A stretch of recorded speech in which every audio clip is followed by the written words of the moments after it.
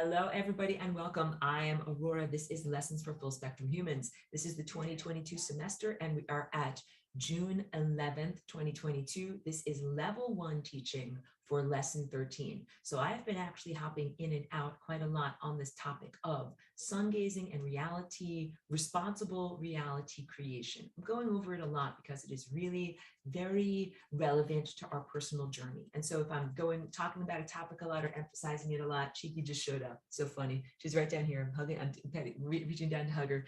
She's in her little dog bed down there.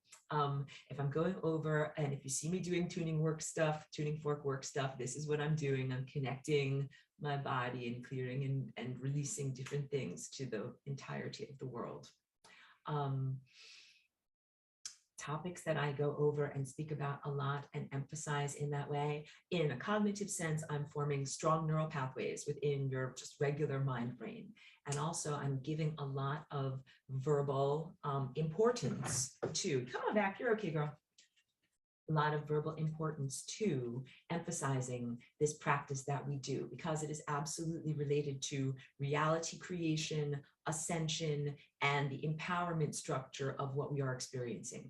Because I recognize that there's turmoil and there's strife and there's a lot of difficulties. I shared in the Vocal Tuning 2 workshop a dream that I had last week where I was in a garden with someone and they were distressed because they were like, we were supposed to have ascended a year ago already. And I was agreeing. I was like, I know, like, it's not okay. This whole sense of the necessity of ascension, where we are, why we are in the process of ascending, where we are coming from, where we are going to, and what have been the limiting factors, what have been the things holding us back. So when I talk about sun gazing and when I talk about this bridge of life, bridge of light, that goes all the way up our body and reconnects us to our solar, stellar, star heritage. That's who you are. Remember, I always say, spoiler alert, you become the stars. You are a star. You came from the stars, you become the stars. When I talk about all these things, it's for a purpose. Like, we're really at the meat and potatoes of the nourishment of what I talk about here. Conscious and responsible reality creation. So I'm going to talk again. This is the level 1 teaching, and I've already given some emphasis from level 2 of what is sun gazing, what is this all about, and I'm going to talk also with diagrams more about the action of the flying rainbow lasagna, creating a bridge between self and the sun and what this is all about. So I also sent out the lecture notes because I know that some people really like reading, learning through the visual structure, like learning through the eyes, visual structure, and that's a good preparatory. Before I do these lectures, I always do going over my class that I recorded in an idealistic state almost 10 years ago and taking extensive notes about what I wrote then. And then here in this moment, I present from that lecture preparation and also with some extemporaneous, whatever needs to be said in the moment. Because again, I got up this morning with my lovely roommate and house guests. We went outside and we did some sun gazing on this beautiful sunny morning. And I told them what we are experiencing now is getting like our agenda for the day. Like, we just had a beautiful coffee meeting with the sun. Had, like, you know, a synchronization of our group agenda and individual agendas, and you got your to-do list of like what you need to think, what you need to feel, where you need to go, what are your updates for what you need to be experiencing in this moment on this pathway, and then to be able to integrate that with what you're doing. So I have everything that I prepared 10 years ago that I'm like, this is level 13, you know, this is lesson 13. But I want you to know that things always change, and we've certainly changed a lot in 9 years. So what I present now in each moment, I'm like, oh, I just got my solar stellar upgrades. Time for me to speak in reference to, in the context of where we presently are in the time field, so that all of this information is relevant to our journey, to the individual collective cognitive journey right now. Drinking my electrolyte water. Thank you, guys. Okay, so this one is lesson 13, level 1. It's called Sun Gazing, Feeding the Light Body, Conscious Creation. I really just want to focus on conscious creation. And let me also move my notes so that we can see it a little bit better. This is all about cultivating the non-physical aperture through which one may perceive reality and ingest light. Non-physical aperture.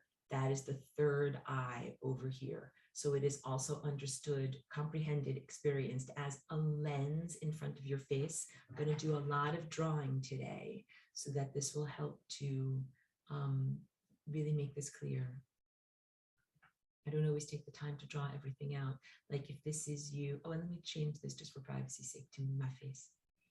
If this is you, magical stick figures that I draw, right? Like this is you, and I made a giant head on purpose because I want to say, like, if these are your physical eyes here and here, then what you have here at the very, very center of your being, at the very center of where your spine goes all the way up your back and your neck, and then comes into the center of your head. And then here is where like your skull kind of rests upon your spine. I know, very rude, rudimentary drawing, crude rudimentary drawing here, please be with me. At the exact epicenter of your physicality body structure, there is this central sun that absolutely emanates. Let's make an emanation color. Emanates rays of light, rays of consciousness and intelligence, exactly in the same way that the light of our physical star in the sky emanates. And you have in front of you here a vortex shaped here. It's shaped kind of like this, a lens. So just like, you know, this could be your eye, like this could be the pupil of your eye, and light enters into here and then goes along your optic nerve here. You get it? But this is not the size of your tiny little eye over here. This is the size of your entire face over here. You have a giant faceplate or windshield in front of your eye. And this comes from self-cultivation and the practice of generating the love tone, unconditional love at this level here, which becomes the plateau for being able to rest all of these other subsequent higher faculties and abilities to perceive and know and learn on top of there. So the tone of unconditional love, and I'm going to talk a lot about unconditional love, is about moving through time in a frictionless state, total acceptance of the information that flows to us, being in such perfect alignment with the serpentine. When I say that, I'm not talking about anything negative, reptilian, or anything like that. I'm talking about an S-shaped curve, that is what these timelines are like. And you can imagine the chakras on your body as I'm turning my torso and moving along, these timelines are integrating with me. I'm moving in S-shaped patterns. That is what I'm talking about. Moving in S-shaped patterns and aligning perfectly with time in a state that is so frictionless and blended that it's as if there is no difference and no distinction between yourself and time.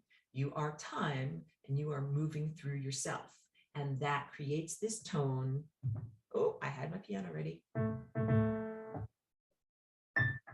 Love tone. Love tone. I am moving through time in a frictionless state, and I don't have any verbalized conscious thoughts. And we'll talk about verbalized conscious thoughts and the profound need for inner silence and meditation as part of conscious reality co-creation. And it is also a way of conserving energy. Like friction and entropy mean a loss of energy. And everything that we are doing in this ascension process has to do with accreting light. That means light kind of like comes to you, comes together, blobs together with you. That is a cosmic or astronomical word, astronomy word for accretion, the coming together of light and light particles and cosmic objects. And you're also gaining metabolism, fastness, on both a somatic cellular level. So when I say that, what I mean is cell to cell communication gets faster. Like the cells of my face talk to the cells of my liver faster as we achieve a faster energetic metabolism. And then on a pure energy level, getting a faster metabolism means that you're able to see, perceive, process, and relate to more information at once. So the frame rate of reality goes higher, and that means that you perceive more in each moment. So if you just had 10 frames per moment, reality would look very herky and jerky like an old-fashioned Charlie Chaplin film, right? But if you have 10 million frames per second, then it would look like the most smooth, high-tech, super slow motion photography you possibly could have in HD, with every dewdrop on every petal being able to perceive down to like the molecular atomic structure, zoom in, zoom in, zoom in, and you can still see everything. That is what happens when we start to achieve higher levels of energy metabolism. Your chakras spin faster, you are spinning faster, you are aligning with time and pure light in a beautiful way. I'll understand, Rainbow, the archive will be ready for you. Thank you for popping in as you are able. The metabolism that you're speeding up and moving into, to be able to, at a certain point, rejoin with the speed of light and beyond, to be light, to become light, so that there's a perfect integration between yourself as individual and the context within which you reside. And it is an enormous amount of details and variables to perceive and process at once. So we have been, as individuals and social collective and organism collective, ecology of this planet, moving into greater levels of energy metabolism. So it's not just you're speeding up, so are dolphins and blue whales, and that's part of who lives out my window a couple blocks away in the ocean there.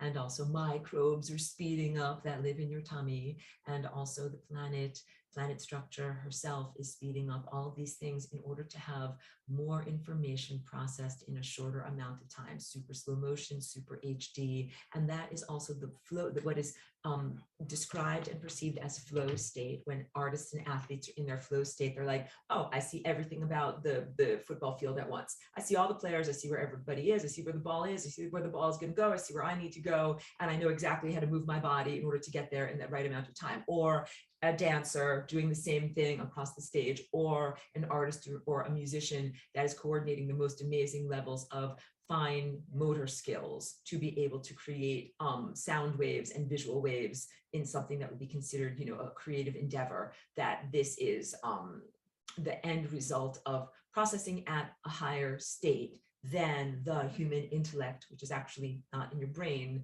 It's actually here at this midsection level. I'm going to talk about the midsection level, and that as a blockade between these signals coming up and down. So coffee talk in the morning with the sun, doing this solar gazing practice, receiving all of the mandates, agendae, updates, and upgrades necessary for this moment now, because this moment now is in contextual reference to everything else that has been in existence, and also must be customized and tailor-made to fit for the situation of what we are flying through right now in terms of time and the harmonic structure of time.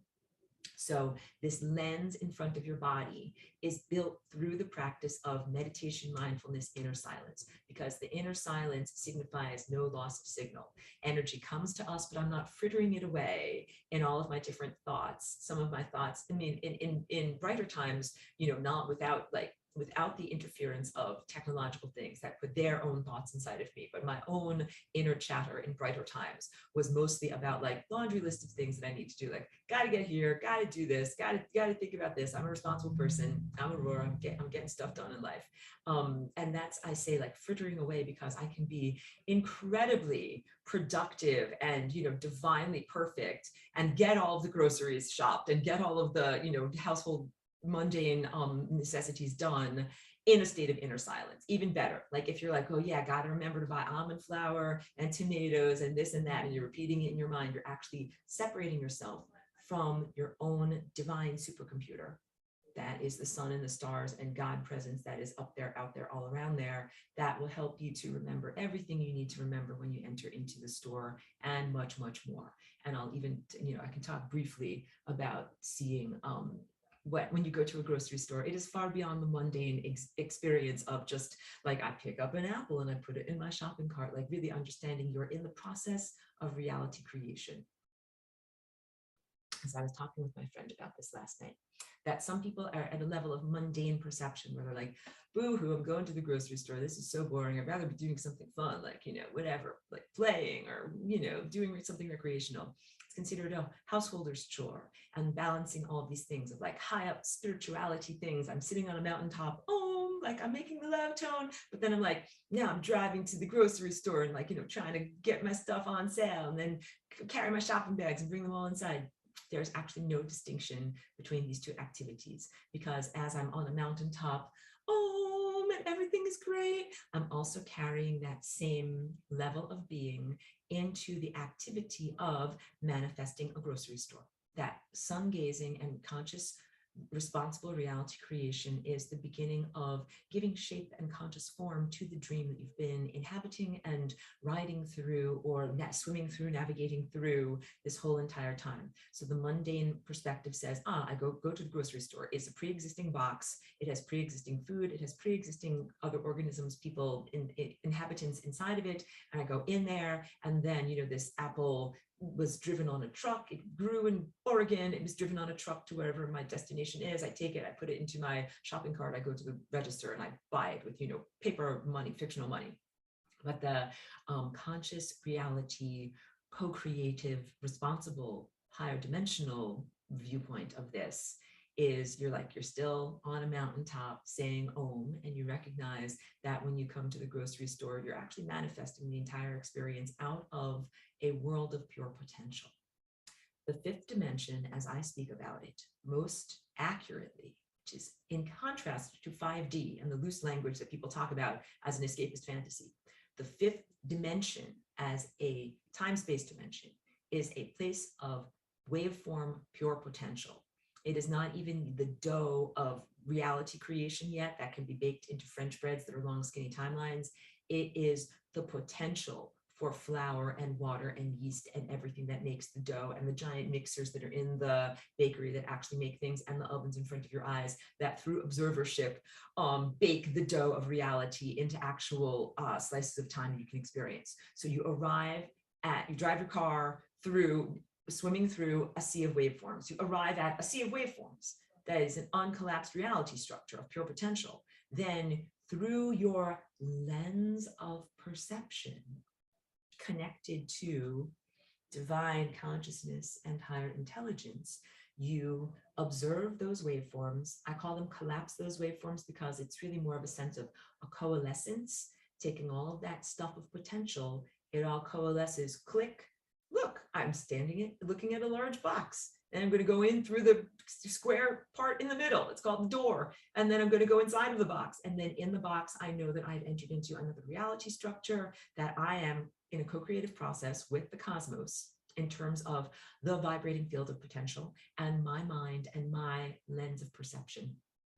We take the unmade potential of waveform, the stuff that is going to be made into stuff, and through this aperture lens, create a world. That is the biggest thing, big takeaway of everything I'm saying here today. Because if you really recognize and embody the profound truth of that, you can say, if there is some aspect of this world out here that I am not enjoying, or that I find uncomfortable, or that is not ideally formatted, I am responsible for the collapsing, coalescing of that reality, co-creative, responsible. Remember, parts of the dream are grandfathered in. And so you take responsibility for it and you say, I want to create, generate, co-create a better reality. So this is big. You take responsibility for your personal activity, your personal contribution to the music of life and the music of reality, even while recognizing there is an ongoing symphony. Like you have a chair in the symphony, right? You are playing your instrument, your genetic instrument. You are part of a much, much larger organism. It also has been in existence before you have come into existence. So part of what you're doing is harmonizing, integrating what you are doing as creator with all the stuff that's already been created. And a lot of stuff has already been created. So if you look around at stuff that you don't like, you might be like, that stuff got grandfathered in. Like that got created 100 years ago and it's still here and it's not something that I like and enjoy. What I can do from my present perspective now is to respond to that which was created a long time ago and either change it, mitigate it, augment it, excise it, do something in response to it if I do not enjoy it. But I don't have to take responsibility for its creation because it actually was created all the way back here before I was here doing my creation, dance. So this is an important distinction to make, because people will look around and they'll be like, the world is a pile of SHIT. I created it all. Like the answer is you created some of the SHIT, but some of it was grandfathered in from previous experiences and previous creators. So think of it like a collaborative art project, a giant mural. and you come upon this mural on the side of a building and you're like, okay, like I'm ready to paint something beautiful. I'm going to paint the Mona Lisa. But you see like, well, this part is drawn wrong and this part is not colored correctly. And this is that, and that's not something that I did. However, I'm responsible. I'm responsive to the reality that I perceive. I'm at this level of unconditional love where I accept what I perceive. I'm not in denial. I don't throw it out the window. I can see like that color is totally wrong. That nose doesn't look like a nose. Like they didn't draw that anatomy correctly at all. And then I take responsibility. I'm responsive to what I perceive. And I'm also accepting of the truth that I perceive. Everything that I'm talking to you about on this aperture lens level is being on the anthropomorphic level. It becomes even easier when you are activating this crown chakra, coming at it from the level of the crown level. I'm going to do a little bit of tuning fork work up here.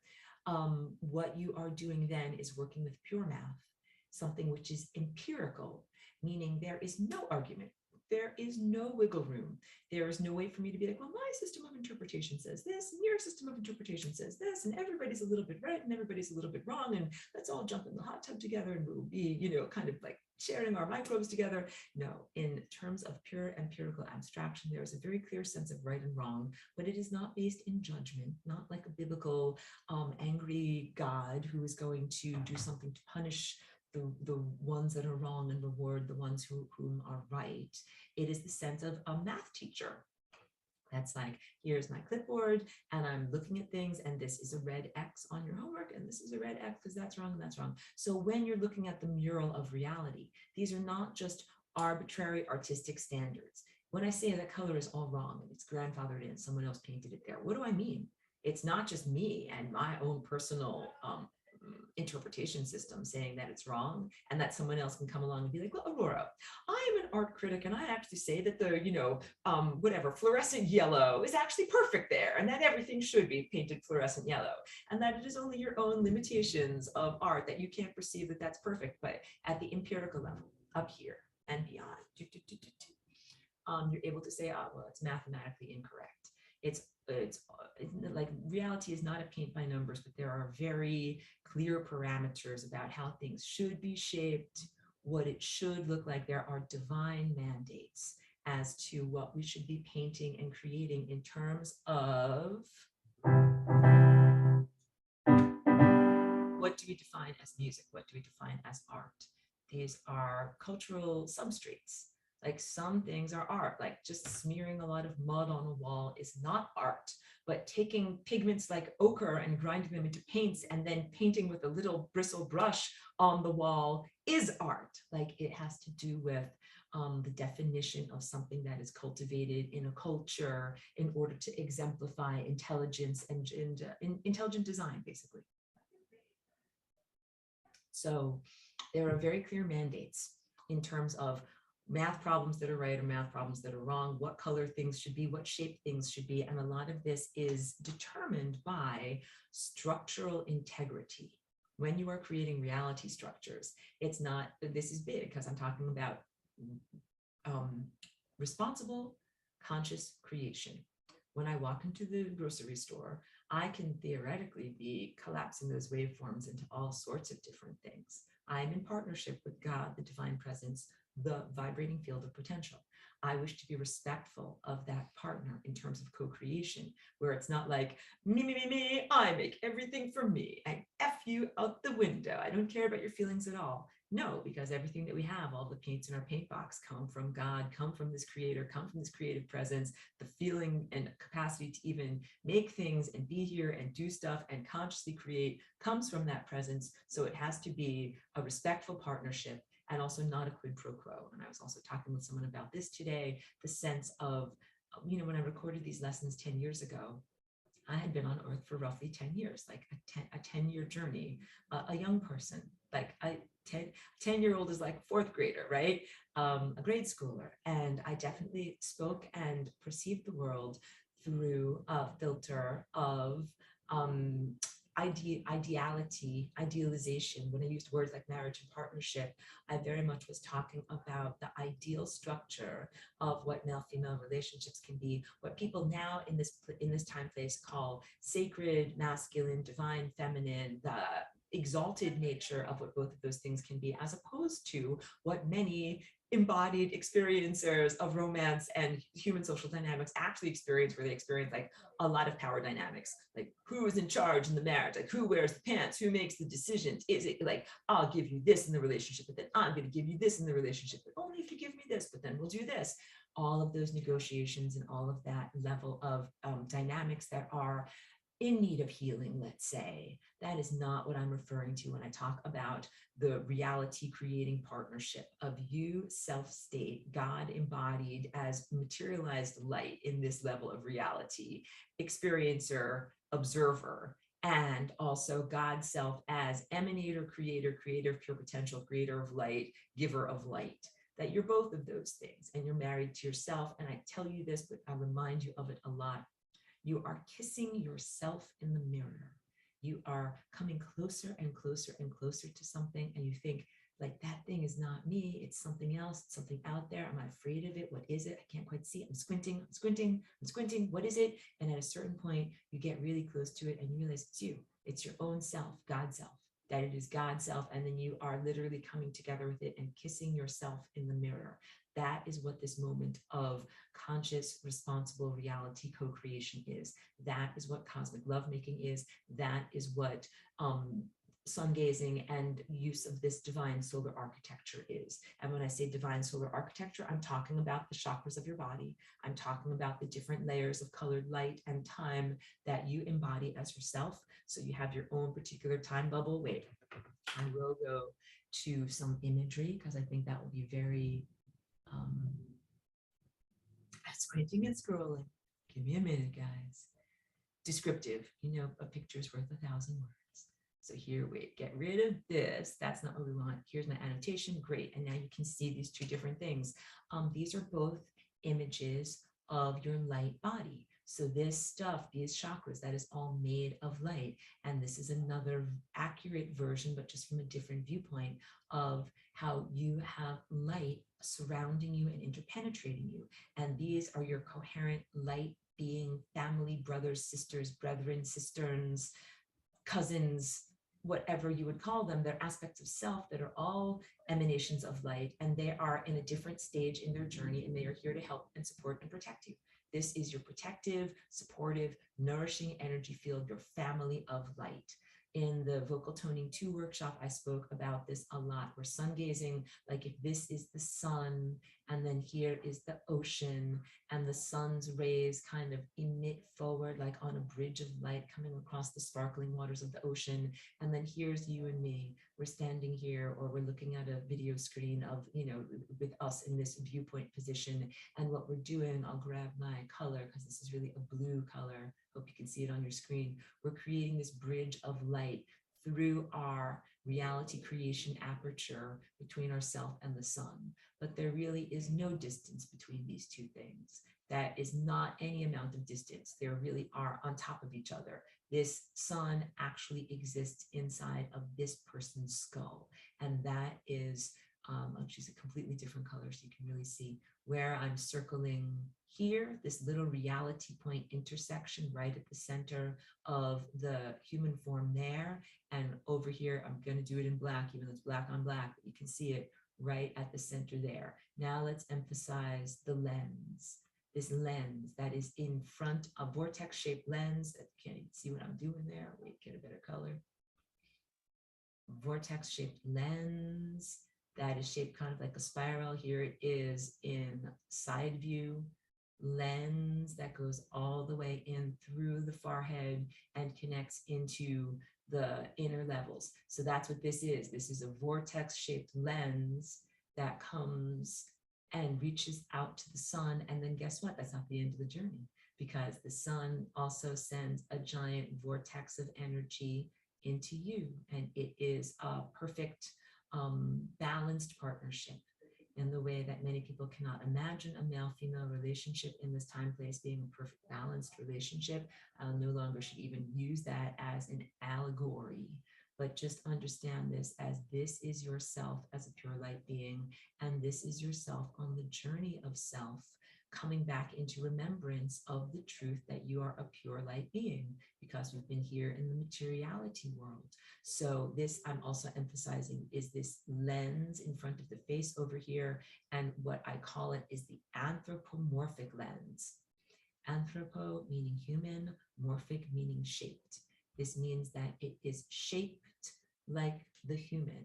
So first of all, when you wear the anthropomorphic lens in front of your face and other people look at you, they're like, you look like a human. Like, you've got that lens in front of your face. It bends the fabric of time, space, and reality and light structure so that you look like a human.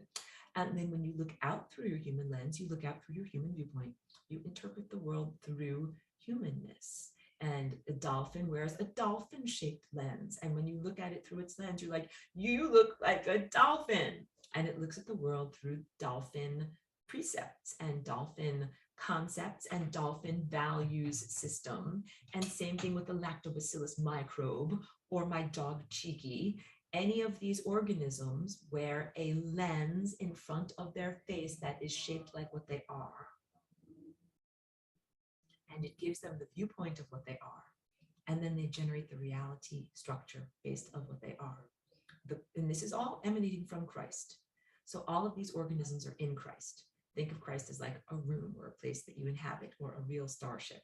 When you are in Christ, like lactobacillus can be in Christ. They have created, through transcending vocalization and accreting light, the love tones that build their lens. And the lens is whirling and whirling and whirling and whirling and whirling and twirling. And as it's whirling and twirling, I'm creating reality in divine co-creative partnership with God. And I'm creating a reality viewpoint that either looks like the viewpoint from a lactobacillus, or from a tree, or from a human being, or from a dog. And that all of that is part of the multifaceted composite eye, beautiful mosaic-like viewpoint of what Christ structure is, the crystalline nature of what it is to connect on this level. This is what we're talking about when we're talking about creating reality. A brief clarification or focus or articulation here, in contrast with some, let me just grab my other drink, some reality generating schools of thought that are less about personal responsibility to the whole, to the entirety. Because when you are a part of this Christ network, crystalline structure, and you're one facet on a larger gem, you are responsible to the larger gem. I'll say that again because I ducked off camera. You are responsible to the larger gem, as you are one facet on this much larger crystalline structure. It's different than saying, like, you know, I want to think positive thoughts. There's lots of these different manifestation schools. Think and you shall be rich is kind of the general synopsis of it. I want for me, and it's okay to want for you. It's appropriate to want for you. But what I want is, I want for me within the larger context of reality. I want to heal me, totally appropriate wish and desire, like whatever it is, like my elbow hurts, my this or that hurts, I want it to be healed. Yes, appropriate self-desire and appropriate desire from the cosmos for you to be healed. And also, I want the entirety of the cosmos to be healed, healthy, and comfortable. So like, I want whatever it makes me happy and comfortable. I want, you know, I want to drink my coconut juice. It's for me, me. But you know what? I also want to make sure all these other organisms are fed and nourished. And I don't want to have what I have at the expense of them. I want everything to rise higher. So in really consciously utilizing, generating, and being a part of this creative structure, this co-creative mechanism with the divine presence, what we want to do is create realities that serve ourselves as individuals, moving in positive timelines of coherence and longevity, and also serve and sustain the larger reality structure. That's the time field itself. It's what I paint on my dresses and everything like that. The time field is alive, and we want to sustain it.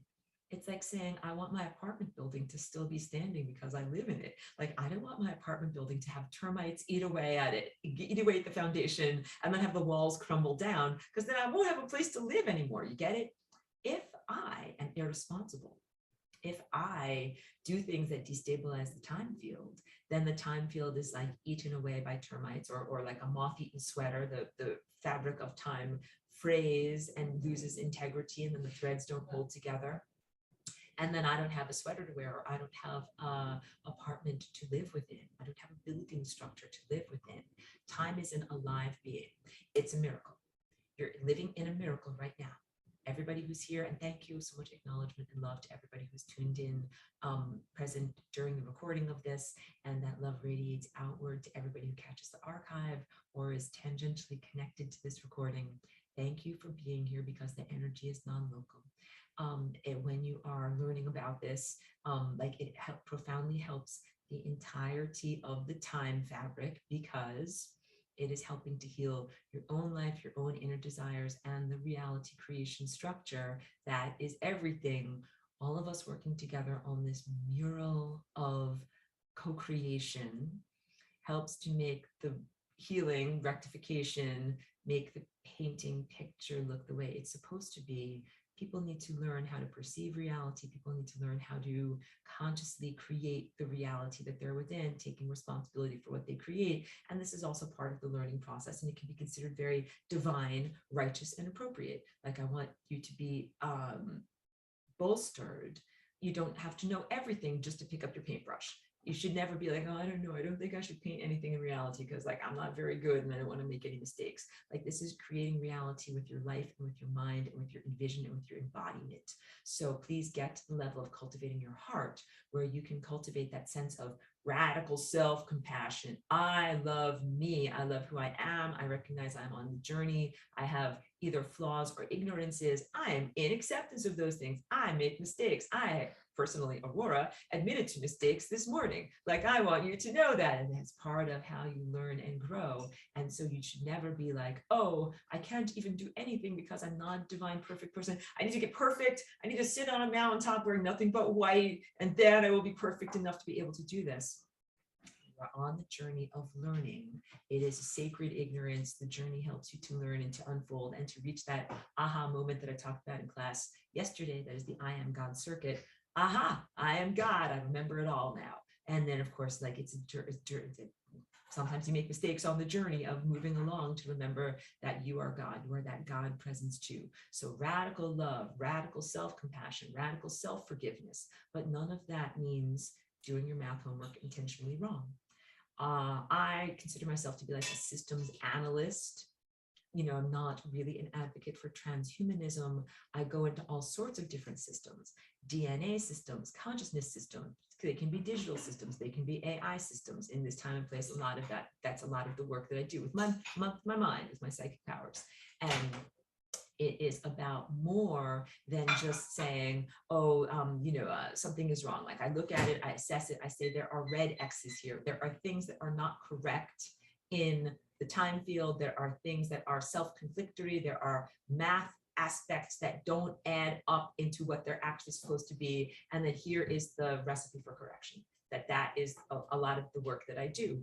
So being able to be in radical love and compassion and acceptance for recognizing like some of these things are structurally flawed, perceiving what they are, and then being able to say, what is the corrective experience? What is the response of responsible people, of responsibility, in order to create what should be created, what actually is supposed to be there, because God has a very particular divine vision, divine intelligence, divine willpower of what should be painted in the mural of reality, and that everything that we are doing is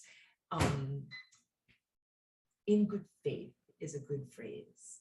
Done in good faith. Like, I am trying my hardest to be able to paint something accurate and beautiful and the way that I'm supposed to do it. And that I only have learned very recently that there are some math students that are like, I'm doing my math homework wrong on purpose. That was unfathomable to me, because I don't operate in that sense. I operate in the presumption that everybody in the math class of the cosmos is trying very hard to learn, but some of them are just, slow students. And I'm like, okay, like maybe you don't understand, but like this math is wrong and you have to change this in order for this to be right. But then some of them are a little bit like this.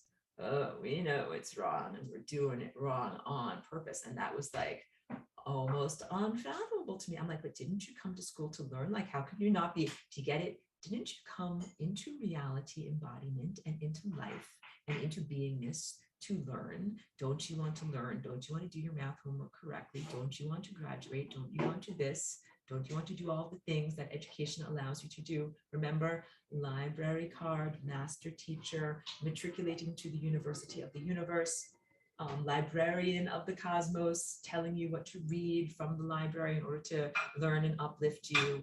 If you're like a student acting in good faith, then you're like, yeah, like that's what I'm here for. I'm here to learn these things. So this is in contrast. So I've done a couple of contrasts to reiterate. One of them is some things are mistakes that are grandfathered in that you do not take responsibility for, but you are responsible and you respond to. The other thing is recognizing some of the musicians painting on this mural, I know I'm mixing my metaphors, are intentionally putting the wrong colors in the wrong places. And so there must be a responsible response to those beings also, because it is not acceptable for one organism to say, oh, I'm in freedom to piss and poop all over anything I want to, and I will ruin everything for everyone. What if I want to let a bunch of termites into the foundation of the apartment building and they eat away at the foundation, and then the apartment building falls down and then nobody has a place to live? And that is what some beings do with their capricious and irresponsible use of time distortion technology. That's like saying, I'm going to destabilize the foundation of time, of reality, because it's short-term gains and long-term losses. La-di-da, I'm going to do what I want to do for me. I like it. It's going to help me for the next 100 or 1,000 or 13 million years. And then there's going to be a car crash and a catastrophe. But that's all the way down the road, all the way down the time road there. I don't care about that at all. I'm just going to do what I want for me. And the car crash of reality destabilization is when you don't have time to exist in anymore. That I'm trying to get across to all of you. Time is a profound miracle. You're here embedded in this moment of time. Did you just see my spine go up and my neck cracked? You're embedded within a miracle. We've been moving from moment to moment as a group. As I'm recording this video, we are absolutely experiencing something that is supernatural, miraculous, supramundane. When you're in time and you're flowing from moment to moment, you are not in a mundane state at all. Something magical is happening, although time is invisible and intangible, and you can't, easily perceive it and put it in a box and sell it to someone else.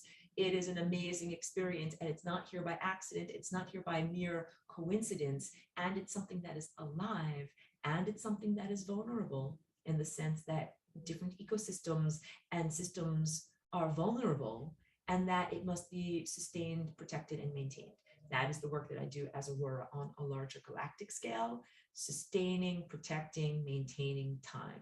I'm like a neurological signal that travels along this stellar network, stellar highway, portals of light going everywhere. And I say that there are missions. It's not merely floating on a cloud, even though sometimes it can be fun, but it's purposeful. I'm purposefully floating. I'm purposefully going places because it can be fun to, generate new things and be creative. I don't want you to think that it's toil and drudgery, but really, in the terms of creating a beautiful reality structure, what gratifies me the most as an artist is when I make something that is not only beautiful, but something that is practical, something that solves a much needed problem, something that improves quality of life, quality of existence. That is what true art really is and does. And so in my journeys throughout the stellar network as Aurora, a non-embodied waveform presence, what I'm doing is fixing, protecting, setting right, making corrections in the time field. And that motivation is part of my artistic motivation. Like, let's tune up all these instruments so that the band sounds really awesome. And that is also the motivation for me to come into embodiment form and to be here, because I had to do a super backbend in reality structure to come into time, what would be considered in linear language backwards in time, to be able to create causality structures, which means plant seeds of events here now that will then radiate forward into event causality and results of what we want in 100 or 5 or 10 or 3 or however many years. That is what I do with Flying Rainbow Lasagna. I came here and I have shared ideas with you. This video is an example rather of planting a seed. I'm planting a seed in reality here now, and those who are listening and who are embodying these concepts that come from the sun and the stars, it's changing your trajectory, it's fine-tuning your thought structure, it's fine-tuning the behavior of your DNA, and in subtle and non-subtle ways, your lives are being redirected by the sun, by the stars, by this larger thing. Math homework is being corrected, and this is all part of sustenance and protection of the living time field itself. That time is not something to be utilized or exploited or effed or screwed in some way. It is really like when you're doing this reality creation with your imagination, your Christ chakra, your lens, your architecture of your chakras to be able to connect with the sun and the stars, and doing it in a responsible way. All of this is in deference to the very real fact that if you destroy or destabilize time, you don't have a house to live in anymore. And let me just drink a little bit more of my beautiful coconut water. Hi, Billy, good to see you. If you don't have a house to live in anymore, it's not just like, oh, like I will go to the forest and build a campfire and I will live a simple life, like of mice and men. We will live off the fat of the land. We will eat nothing but rabbits, Lenny. No, we will not do that. We will not live off the fat of the land. What happens is you are fragmented into an uncountable number of time shards that are in profound suffering that never get resolved. That's what happens if you destabilize time. So this is very, very different than the concept of entropy, this area of the oscillation of the singularity. Energy and being, beingness, existence, continued existence, longevity, infinity, in contrast to entropy, which is non-existence, non-motivation, non-volitional, non-being, peacefulness, restfulness, extreme cold, extreme lack of energy. But that state of entropy is not a state of suffering. Not like, oh, I'm in entropy and I'm so cold and I wish I had, whatever, mac and cheese or some comfort food. Like, you're not like that. You are in a peaceful state of non-being. Whereas in contrast, let's say that you just burn down the house, burn down the time house, destroy everything, destabilize the foundation of time. You do not end up in a peaceful void or non-existent realm. You end up in this fragmented, very painful world of pure friction, not fiction, but friction. The energy serpentine waves that should be flowing perfectly through time. Instead, everything is jagged pieces, time puzzles that don't fit together. You get it? With nothing resolved. That is pure suffering.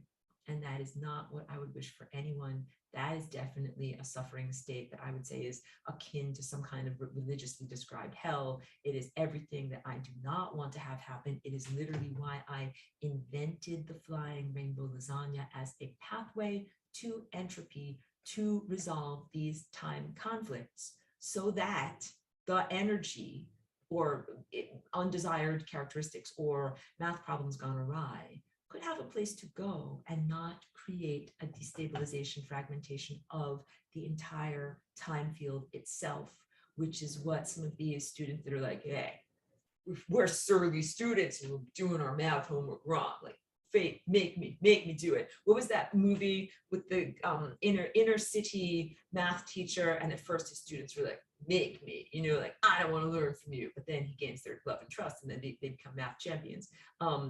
But yes, I would love these students to become math champions, if only they could be, inspired by their teacher. But that's like a very Hollywood, idealistic thing. A lot of them are like, no, we are surly and we refuse to change, and we're going to destroy time, and we're going to do it, because they have severe personality problems. Self-destructiveness on that level, and destructiveness of the entirety, is a severe personality problem. Let's just make another crucial contrast in today's teaching. Self-destruction would be like saying this, quote unquote, a person feels so unworthy, or organism feels so unworthy, so bad, so low, I think I should just go into a state of non-existence and never exist anymore, blah, blah. This is not what I truly feel, being very clear to the cosmos on that. And then they simply erase themselves out of existence or jump off a bridge or whatever it is. They don't want to be anymore. Very, very different than someone that says, I hate myself, quote unquote, so much that I not only don't want me to exist, I don't want anyone to exist. I'm going to create a big red button, and if I press the big red button hard enough, everybody explodes. Kapow! None of you get to be in existence at all. And that is a different type of mania and psychosis that actually does exist in our world. Drinking. We're heading up to the fated lesson 18, where I talk about galactic history and why we are in this process of ascension and what resides inside of us in conjunction with our true natural state. And there are some profound levels of self-destruction and destructiveness on the larger level that come from, I don't want to call them civilizations, but organisms and cultures that destroyed themselves and destroyed the time field. They basically created time distortion technology. You could think of it as artificial Merkabahs, Merkabim, and different ways of changing time, like erase it all away. Did something happen in reality you don't like? Get the magic eraser, erase it away, pretend that never happened, and write in something else. False scrolls, false DNA, false reality structures, papering over the layers of reality. And guess what? If you do that enough, reality loses its structural integrity. Like, have you ever been an artist and you're drawing on a piece of drawing paper and you're like, oh, I didn't get that face right. Well, erase it away. No, it's still not right. Erase it away. And like, there's only so many times you can erase before you have erased like a hole in the paper. There is no more paper left to erase. If you have erased everything, you've destroyed the structural integrity of your paper, of your art piece itself. And there are some profoundly destructive creatures, organisms, or organizations, or cultures that treat time in that way. They're like, disposable time, like trial and error. Oops, I did it wrong. Press a bigger red button. Oops, now it's even worse. Oops, press a bigger red button. Oops, now it's even bigger. Now I'm going to invade your genome. Like, none of that is okay. And that was all a rather blithe, flippant, comical distillation of the event, synopsis of the events of cosmic history, and yet apt in many ways. So one good aphorism for everyone to take away from this teaching here, both in your own personal reality creations, and if you ever become a time scientist working with artificial Merkabahs in some other parallel reality, is don't make messes that you're not prepared to clean up. Get it? Like, if you start to play with time, then you must understand that the seeds that you plant and the things that you do and everything you say has a causality that radiates outward in every direction, telescoping forward into the future, receding and going all the way backwards into what is called the past, interpenetrating into other parallel layers of dimensionality and reality. So you are not just playing around in your own little backyard pool. You are part of an ocean of time that if you put some kind of dye or some kind of something that disperses, that is going to disperse all throughout time. And don't play with things that you are not prepared to clean up, because if you're like, oh, I'm considering doing a time experiment and blah, blah, blah. And I will say to you, well, what would be the negative possible repercussions of that? And corollary, are you prepared to deal with those negative repercussions? Like, what's your plan? If your experiment turns out to not go well, what's your bucket and a mop? How are you going to clean that up? And in a lot of ways, what we're experiencing right now is the blowback. We are the collateral damage. Being mortal in a mortal body and needing to ascend is evidence of the collateral damage of the gone horribly awry time experiments of other times, places, other dimensionalities, what would be considered scientists, for lack of a better word, but just say tinkerers and interlopers working with time field experiments, but without levels of pure responsibility, and most crucially, without the crystalline eye ability to be able to see far-reaching future consequences. That the whole idea is that this reality generating lens is also a reality future structure perceiving lens that we can use to look down the time tunnel. It is an aperture. You grow an appendage. You grow an appendage out of your forehead that you can use to touch on the sun. So that's big. So this is how we do sun gazing. Growing my tendril of attention out of my forehead, having it touch on the real sun in the sky, having that nourishment and energy come directly into me. But what I can also do is touch on time directly. And I can see, if I do this, then this is going to happen. That is responsible reality co-creation. Instead of flying blind, none of us are supposed to fly blind. We're supposed to be able to be informed, present, activated cosmic citizens that allow us to make our decisions consciously. And then you take responsibility. If you're like, yep, I saw what would happen from the action of me doing this, and I chose it, and I did it. Like that old commercial, I ate all the Frictionless. I did it. I did the thing. I ate all the ice cream, and I'm taking responsibility for it. And then in the commercial, she says, and I would do it again.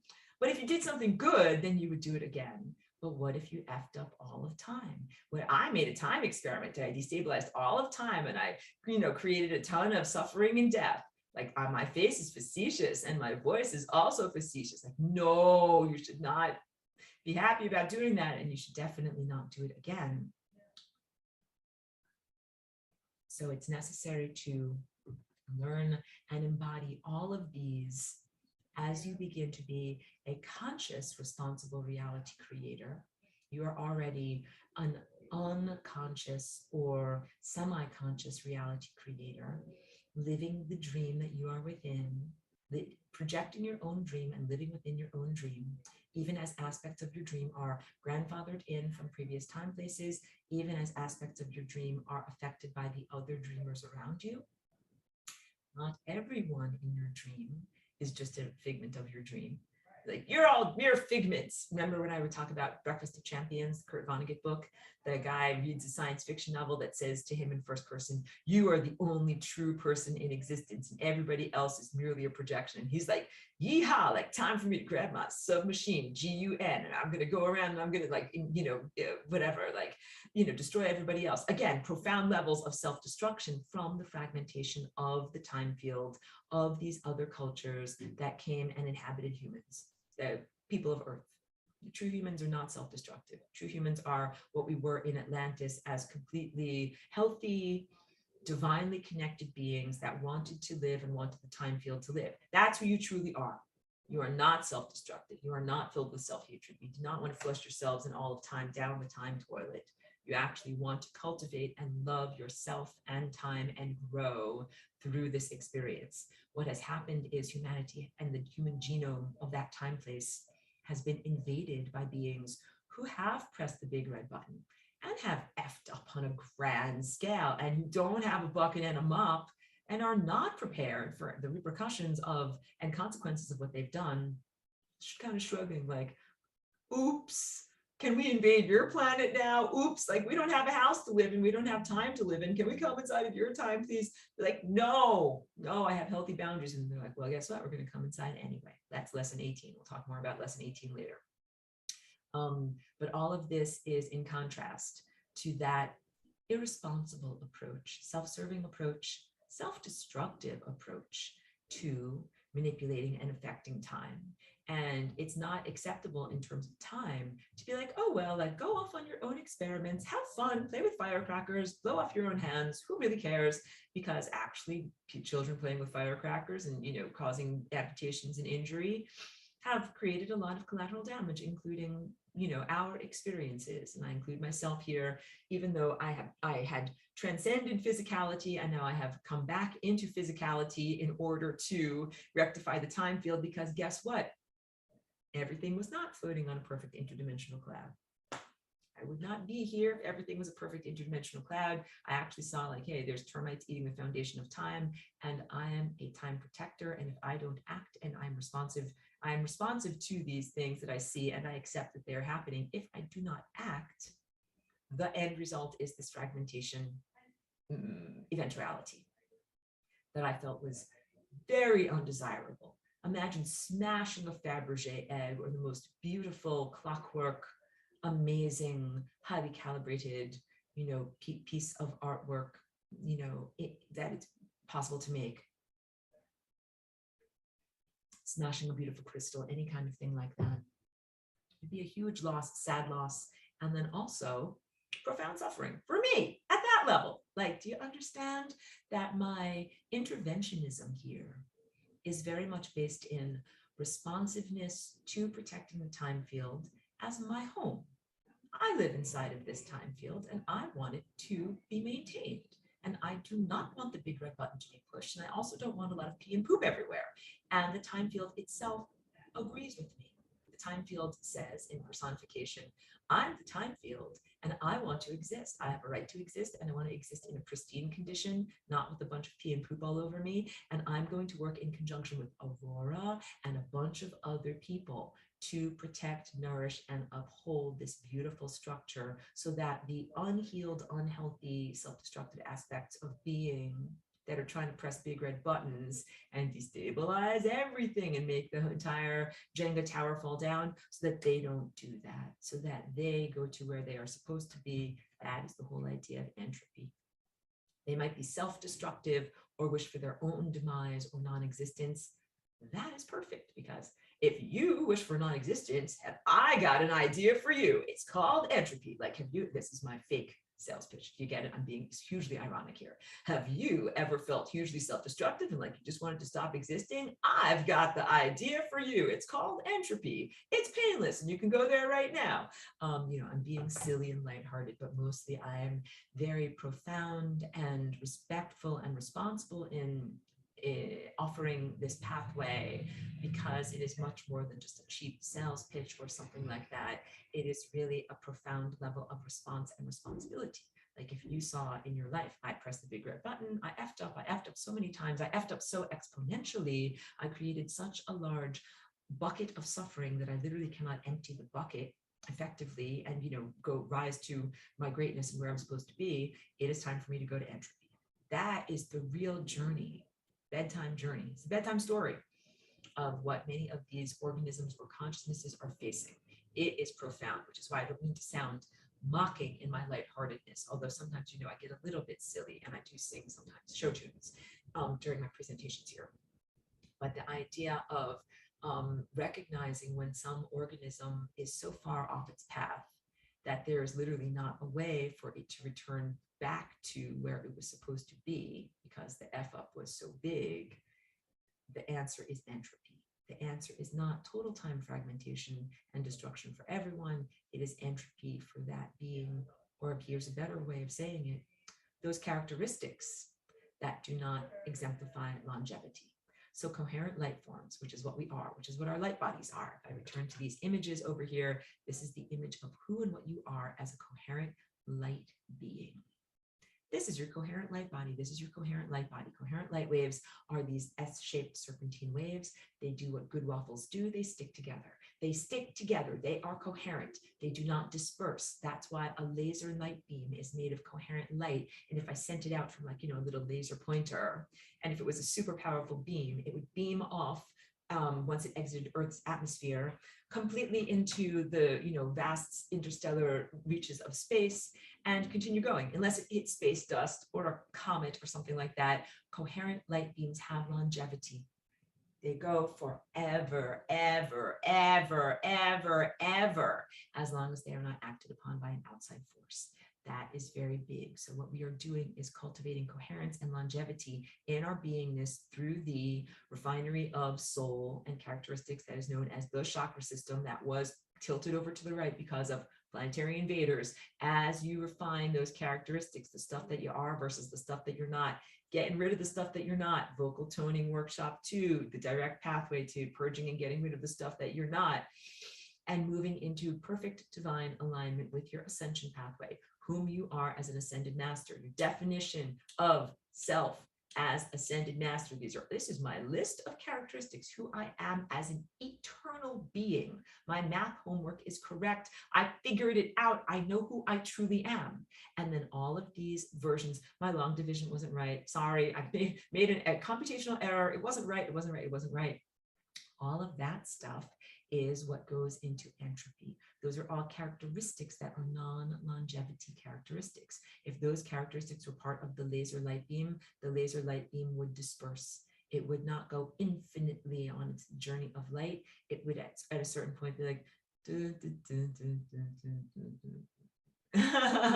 less and less and less and less and less is what I'm trying to say. It would diminish, it would dissolve, it would go down into a diminished state and then eventually go into non-existence.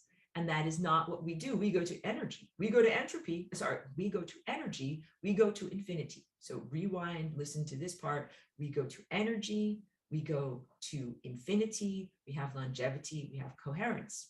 The parts of us that slow down, cause friction, cause dispersion, go to entropy. When we are dealing with some of these civilizations, organisms,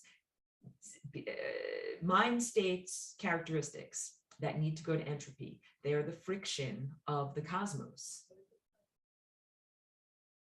They are the things that should not be in existence because they harm existence itself.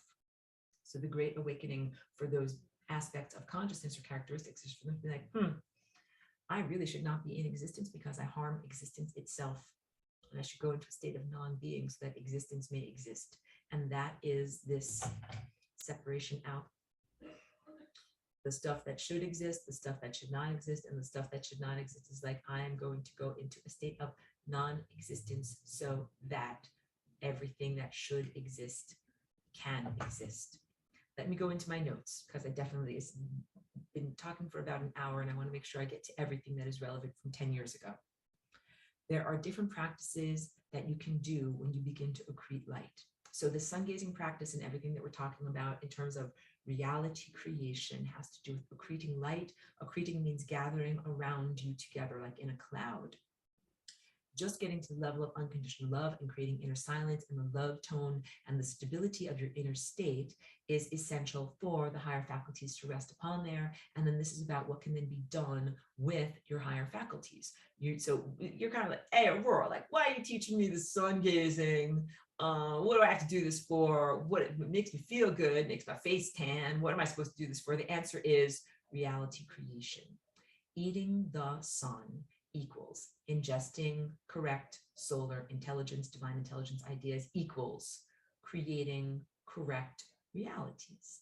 We, with our lens of being from this blue level here, we create reality. You walk into a waveform and you create the reality of a supermarket with pyramids of red shiny apples and other shoppers that are there. And in that creation, you have the opportunity to co-create with God's self, yourself, which is actually just coming from a different direction, moving at a higher rate of speed, and do the rectification of all of the mistakes that were grandfathered in that you don't want to actually be there. The third eye is a lens. It is also a filter. Get it? Something that lets through some information, but not all information. That's sumbunal. In math terms, when something is like a portion of this, but not all of this, it's sumbunal, some but not all. It lets through the correct information from the sun, not distorted information and not lies or illusions. And I will just have a brief aside. I know that we are dealing with this world right now that has both the true, I want to say primordial sun of our world, the star of our world that emanates everything and that is connected to us inside of our brain mind and emanates and sustains us from that inner sense as well. And also there are distortions around the sun emanator in the sky, many of which are technological or augmented. So in the sense of like an artificial light source, an LED light source, lens that magnifies or distorts or changes the pathway of light, something that slows down light or adds to light or amplifies and exacerbates light. All of those things exist in the sky. And then also there are things that have come inside of the human genome and the human biomorphic system that also prevent like cleaning of the eye cornea, cleaning of the watery substances that are inside of your actual like eyeball, cleaning of your optic nerve, cleaning of your occipital lobe. There's a lot of things that go into cleaning out the false light. illusions that are in this world. So the ancient Buddhists and Hindu teachers talked about the world of Maya, illusion. This was before sun simulators and chemtrails and all of these things that we are interacting with. It's a nice way of saying it. Just drink in emphasis. We are interacting largely non-consensually with these aspects of light distortion. It's different than shadow work. I made that distinction many times in several different videos. Wrote a song, shadow is different than false light, and false light is made of lies. Illusion and the world of Maya is what the ancient Hindu Buddhist teachers talked about as the layers of physicality that we are embedded within as we have forgotten our divine presences and live as mortals. That's the first layer of illusion. Like you forgot that you're gods and goddesses and that you're actually immortal and that you actually can do anything and you are super beings on the level of, Superman with the red S on his chest. Like you're literally super beings.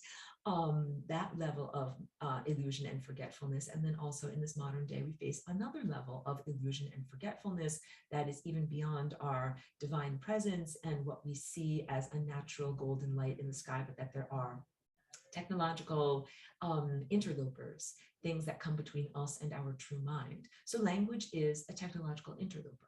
I'm right now using a technological interloper to communicate to you in order to get you to freedom. That I can be here as just a pure telepath, and I have been here for 20 years as a pure telepath. Beep, beep, beep, beep, beep. I'm talking to you on the non-physical, non-verbal level.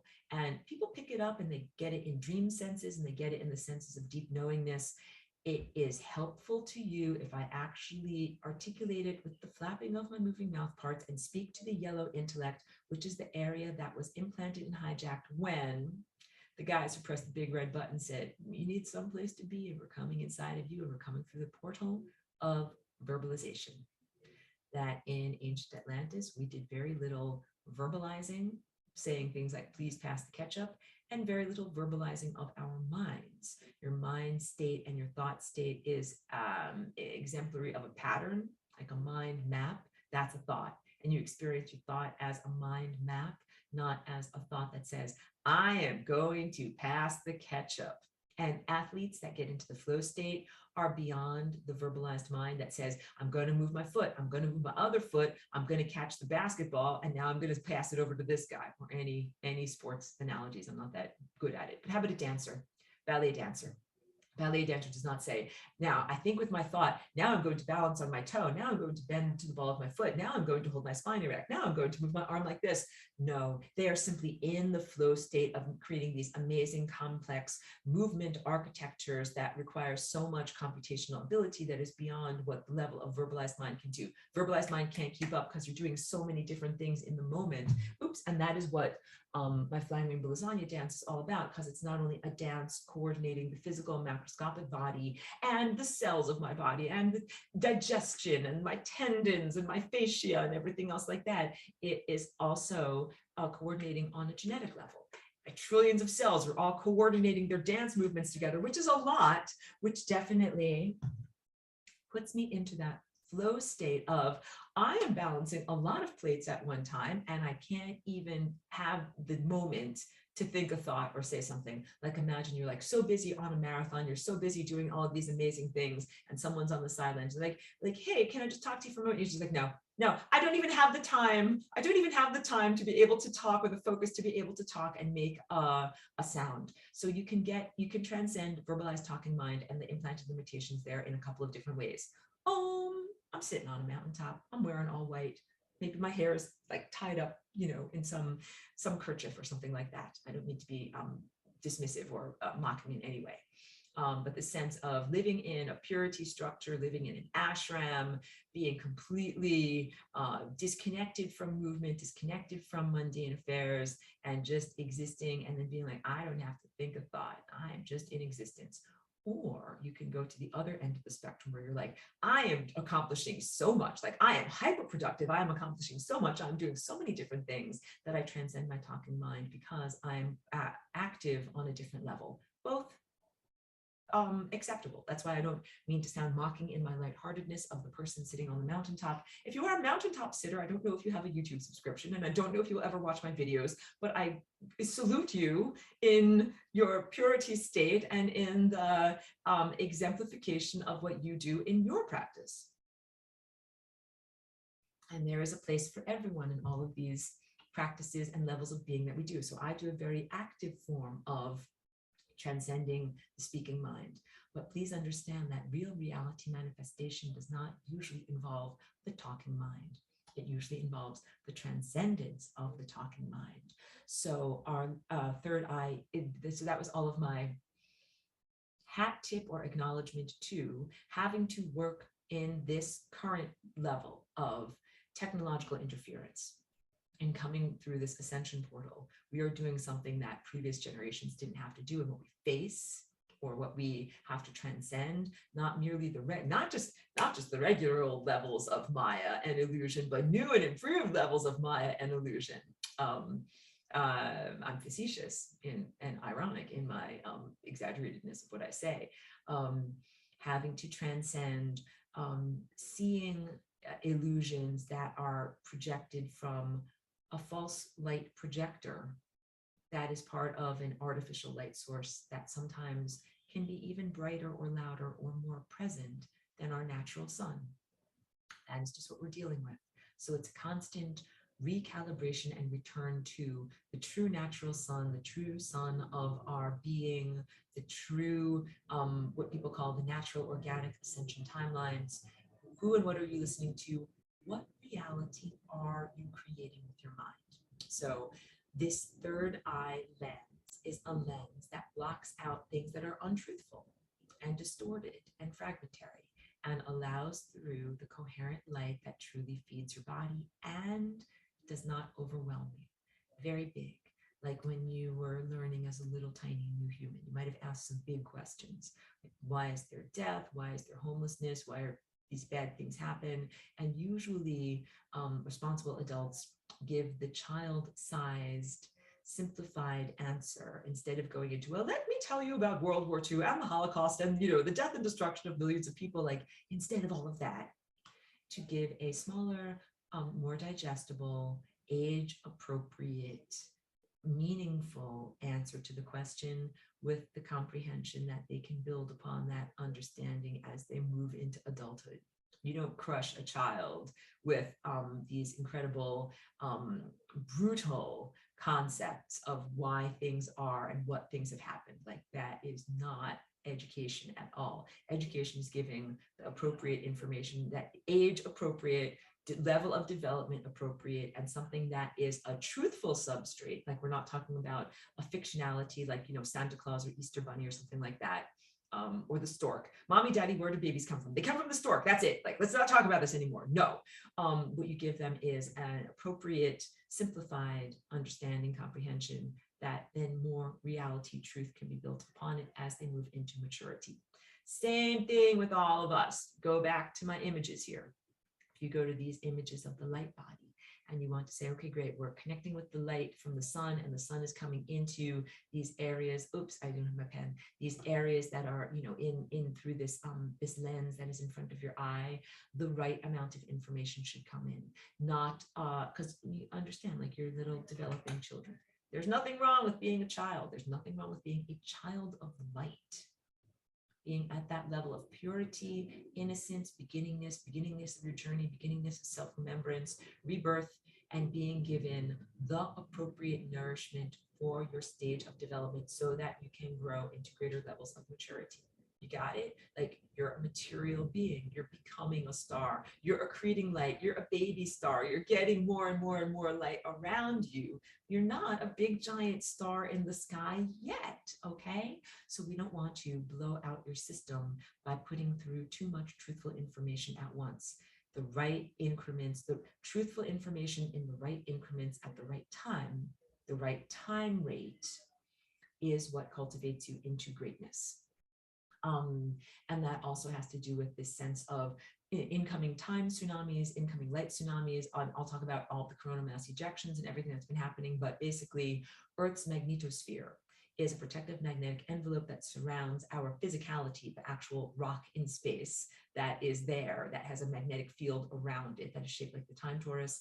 And the sun's heliosphere is constantly emitting, crashing, let me draw it for you, coronal mass ejections.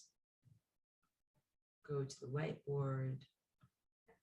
Let's say that this person over here, hold on. This person over here represents Earth, the planet, right? And here's the sun. And the sun literally has something that blows off of it called the solar wind, a very forceful outward directive vector of energy, of particles. So there's energy and particles. There's little tiny things. Hi, these dots are particles. They're little tiny things that jump off of the sun and go like, phew, they go away. And then there's also energy that is visible light, and also X-rays, gamma rays, all of these different types of waveforms that go, go, go, go, go, go, go, go, go. And all of that is a thought emanation that is coming from the sun. This is the forcefulness of thought, of the sun thinking its idea structures outward into embodiment reality. And without the protective magnetic envelope around our planet and protective magnetic time envelope around your body, pardon me, you would be completely fried. It would be like barbecue. It would be like so much information all at once. You're like, oh, thank you. I just learned the totality of all information instantaneously and I vaporized. That's it. I changed state directly from a solid to a gas. And that is like, that's not exact. My shoulders went down. Like, that's not exactly what we want, because what do we want? Class. What do we want? We want coherence. We want coherence and we want it now. We want coherence. We want to stick together like good waffles. We want to keep going. We want longevity, not instantaneous vaporization, even though many people might feel despair in their life. They're like, I'll take the vaporization. No, you don't want vaporization. You don't want instantaneous state change. You want a beautiful, gradual education process that feels safe, good, protected, supported, and comfortable. So it doesn't have to be like, let me just like read everything right now, read every book in every library, know everything right now, so that way I can just get my education over with. No, your education should be enjoyable or sustainable, or not like something that is done under such extreme duress. Like, let me just get this over with, which is how many people look at their education. Like, oh, I can't wait to graduate. Can't wait to get out of here. It's so much suffering. No, it should be able to be something that is enjoyable. This is the Doors. Aurora knows her classic rock. You know it. I can't help it. I'm from Woodstock, and these songs are embedded in my mind, and they come out a lot. And I get a little bit lighthearted through my presentations, and I hope that it is appreciated and not misinterpreted in any way, never making fun of people or condescending to people. Let me go back to my notes too. The third eye is also an organ through which one might reach out and touch something mentally. So I've spoken about your organ attention, your attenuos, long sensory finger, or almost like a proboscis of a beautiful butterfly that reaches out. You build your attenuation to reach the sun with your attention. So you create the love tone, no more thoughts, no more laundry lists, no more thinking. Be able to generate the energy needed to send out a giant spiral of energy to the sun, or anything that you want to think about and learn about. Invitation. If you want to think about and learn about and know about the flying rainbow lasagna, I invite you to touch it with your attention. I invite you to attenuate to the flying rainbow lasagna, the concept of what it is, and also it is embodiment or practice in me. You are invited to attenuate to the flying rainbow lasagna and learn about what it is. We learn by ingesting small amounts of what the thing is. And that invitation is consensual, because I'm saying like, I'm here, I'm radiating this song, I'm playing this song, and please remember, you just listened to music that came off of my piano. But you did not eat the piano keys. You get it? The piano keys still exist. I didn't just destroy the piano by playing music with it, and you were able to hear the music and not destroy the instrument playing it. When you touch on flying rainbow lasagna or on me or attenuate to me, you listen to and ingest aspects of my music that I'm sending out, but you do not destroy the instrumentation that is actually creating the music. This is how we sustained ourselves in places like ancient Atlantis, building gardens and different superstructures around us that fed us with energy, but we did not grind them up with our mouth crystals and put them into our tummies. Got it? The plants and animals themselves create an emanative symphony of life that we live within and we bathe within it. And it is sustaining to us, but we don't actually eat the instruments. We just eat the music that the instruments make. That is very, very, very big. And then even reflect back that beauty to the instruments that are playing. That's what happens in a regular human concert when you play, play, play, play, play, play, and then rock it. And then everyone is like, clap, clap, clap at the end. I send your energy back to you. Thank you for bathing me in music. I've been bathed in music. I've been dancing. This has been so amazing. And then da-da, da-da, end of the music and the crescendo. And then, well, in classical music, you're not supposed to stand up and clap, but in other music, you stand up and you clap. Hooray, hooray. I send my energy back to you, my energy of appreciation. And if you've ever been a music or a performer on stage, you know what that feels like. It feels like a wave of love. It feels like, yes, like I get filled up. My belly gets filled up. Like my everything gets filled up. And then I feel like, oh, like I can't wait to go home and write some more music because the audience filled me back up. That is exactly what we do with the sun too, in this solar rapport that we are creating ourselves and the sun. The sun is sending out this beautiful music symphony of life to us. We do sun gazing, ingesting through our third eye reality creation through the lens of our anthropomorphic being, creating a world, having experiences in the world, and then sending that appreciation back to the sun and sending that digested or processed experience back to the sun. That's what the audience does. When you play music for your audience listens to what you emanate outward, processes it, and then sends it back to you in the form of clap, clap, clap. That was awesome. We send this energy back to the sun in the form of clap, clap, clap. My life is awesome, which is what your life should be, which is why you should not be in self-destruction. You should be in self-celebration. Hooray, I'm in existence. I want to sustain myself in existence.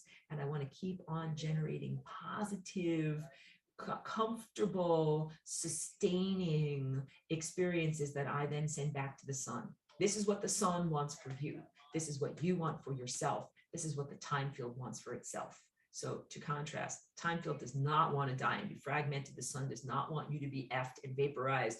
And you do not actually want to destroy yourself. You do not actually want to destroy yourself and take down everyone else around you with you. No. So sorry, I should always end on the positive. So I'll return to the time field wants to be alive and comfortable. The sun wants you to be alive and comfortable. You want you to be alive and comfortable. Those are the realities that you are generating and co-creating with the sun and the stars. And this is the goal of the beautiful mural of reality that we are all painting upon. This is the rectification of this moment, flying rainbow lasagna. This is the ascension process that we are going through. Whatever you are focusing on is what you are ingesting with your tendril of attention. So this is also big in terms of realities, reality creation, reality expectation. If you read a bunch of books that are like, everything is horrible, you will die a horrible death, and you're focusing your tendril of attention on that, and you are going into the mind state of that, whatever. It could be a horror writer, you know what I mean? They're writing about the worst possibilities, the most psychopathic aspects of being, and you're focusing your tendril of attention on there. You are ingesting that. What if you focus on flying rainbow lasagna thoughts and on watching my videos and aligning with things that are more positive, and you're ingesting things that say the world is a magical adventure.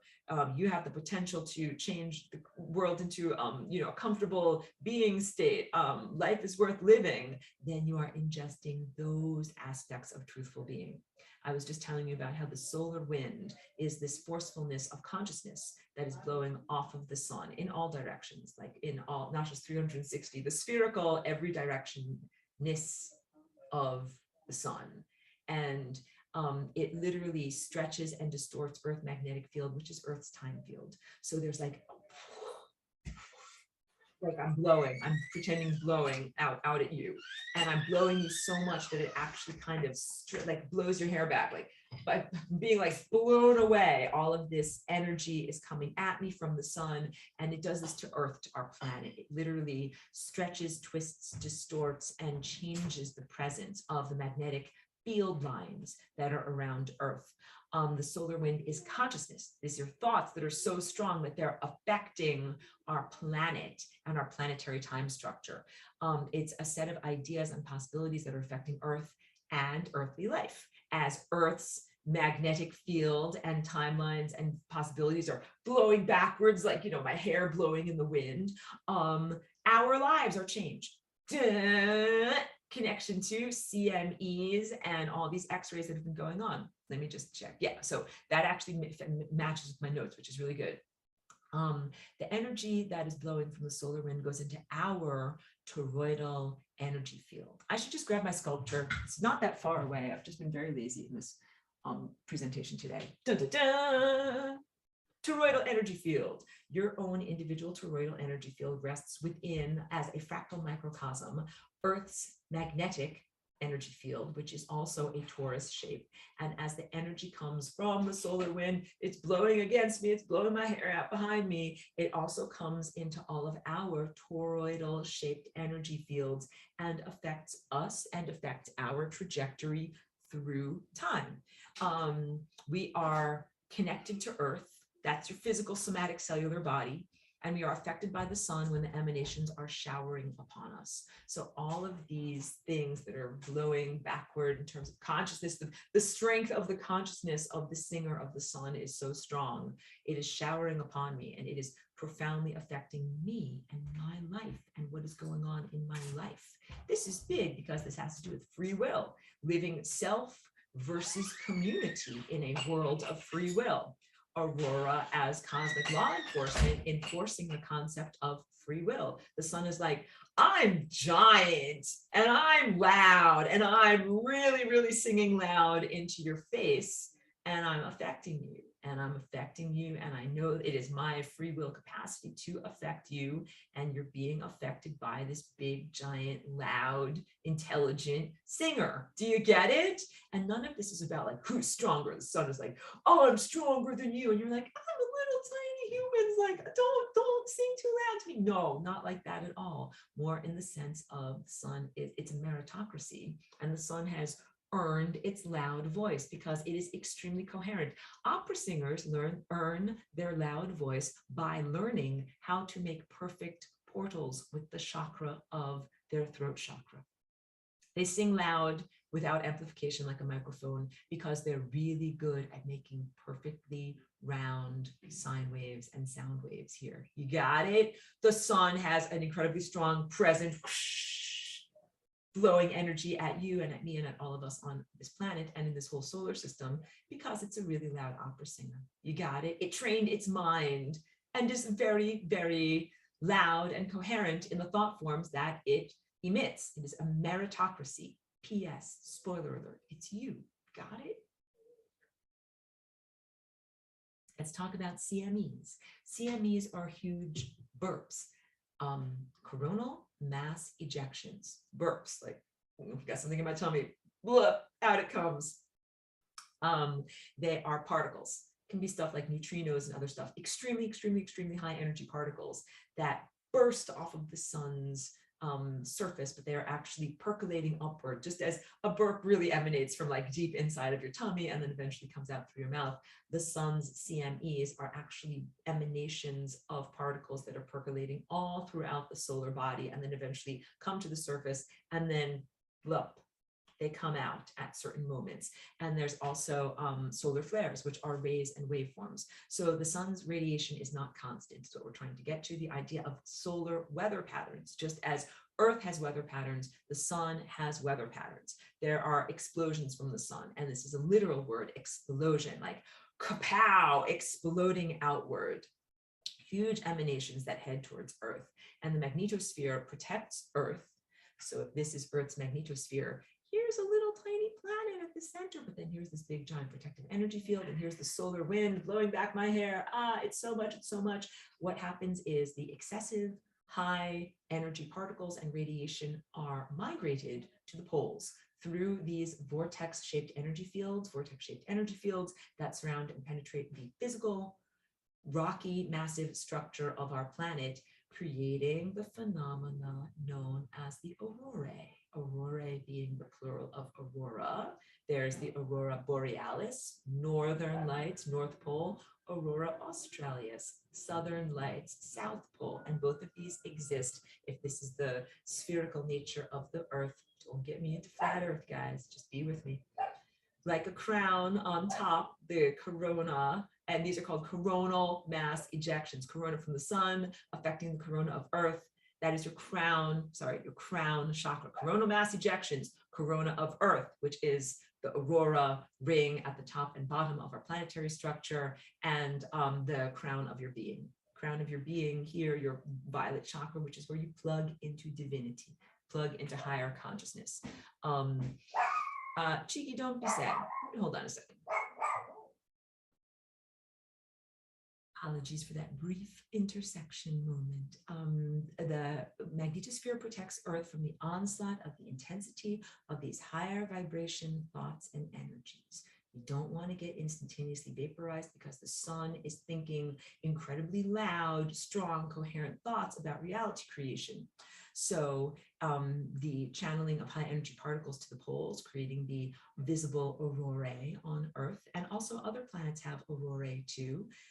We'll joke about the ones on Uranus, but there are some there, and on Jupiter and Saturn. So it's kind of amazing. It's basically any of these planets that have healthy, functional magnetic fields. It is affecting your consciousness on a microcosmic level and affects the entire ecosystem of Earth. So it can take several days for coronal mass ejections to actually make it across the 93 million miles of linear time space to be able to get from where it was emitted in the sun sky to here where we are on Earth in the solar system. And during that time, humans can experience all sorts of different, not symptoms, but like bodily process changes. Like it's a lot of energy coming to you. And PS, so we've been having an influx and upramping of this energy over the past 20 years since I've been here, over the past 5 to 10 years, over the past 2 years, a lot, since April, a lot. Like it is a curve that goes like this in terms of amplitude and amplification. A lot of solar energy is coming, a lot more solar energy, a lot more solar energy, a lot more solar energy, a lot more solar energy, until at a certain point, infinite solar energy will be coming into our world. And it has been a gradual sense of acclimation of our body processes to acclimate to these huge solar influxes. So every coronal mass ejection, every X flare, every solar flare that comes to Earth, and sometimes like if I'm the sun, and let's say like I emit something like out my ear, it doesn't go directly to you on Earth, but it's over here. But then at a certain point, you circulate through the thing that I emanated from my ear, and you get kind of like a little bit of a buffeting. You're like, oh, that's that stuff that got emitted from the sun's ear, and now I'm learning all about it. So it takes time to integrate these things. This is really the process of what, like, I'm going to do this, like Aurora. Why is this taking so long? Why is this taking so long? Like, can't we just do this ascension? Like, okay, like the sun has been doing this for us for a long time.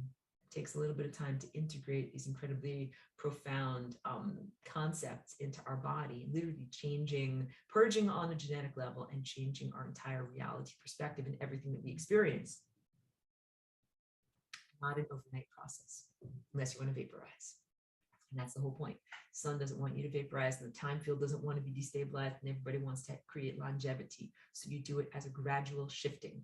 Every single one of these coronal mass ejections has been a gradual shifting, a rewriting, an augmentation of the story of humanity, humanness, your individual life, and where you're going and where this entire ecosystem is going on our planet. Okay, the non-physical practice of FRLing with the sun, finally getting there. And if Ines is tuned in, and I'll make a special note for her, she asked me to draw it. So let me draw it in the whiteboard. This is about FRLing with the sun. Wait, I just changed my mind. I didn't mean to fake you out, but I wanted to change the thing that I'm using. Okay, great. So now you can see this beautiful picture over here. I'm going to draw a sun in the sky, and we're going to draw how do we FRL with the sun in the sky. Here's the sun, and it's beautiful. emanations that come off of it. Okay, I'm going to begin with this large purple dot that I exemplify as the singularity inside of me. I'm drawing it as a giant dot so that you can see it on your screen, but please know it's the tiniest dot that can possibly be in existence. It's the 0th dimension. It is not a big place, but it is infinity. The infinity point is literally the tiniest thing you can possibly imagine. And that infinity point begins its journey of jumping to the infinity point in the sun with the recognition of the truthfulness that there is an infinity point that is there and there is no distance between those 2 points. So that is a complex concept, but really it needs to be understood. There is not linear space between these 2 infinity points. There's only one point. There is only one embodiment. I'm going to erase this because there is really only one embodiment, and that embodiment is here, and that embodiment is also here. It's in 2 places at the same time. That is the real profoundness of what I'm sharing with you.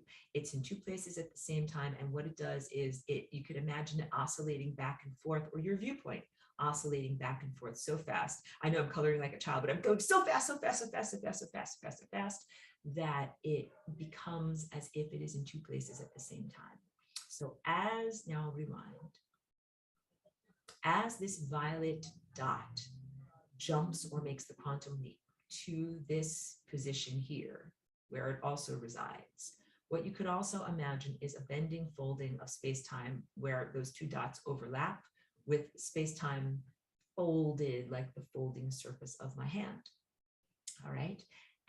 So I do this as I am keeping the tongue on the roof of my mouth and attenuating with my tendril of attention to the sun.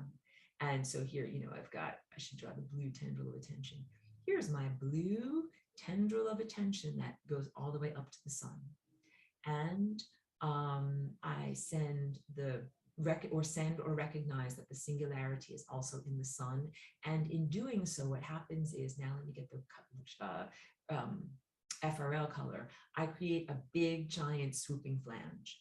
That this is kind of one of these flange shapes. It's not a full vortex, it is a half vortex. You can see that it's shaped kind of like a ski jump. One of those ski jump shapes that is a bridge that connects this level of small sun with this level of giant sun.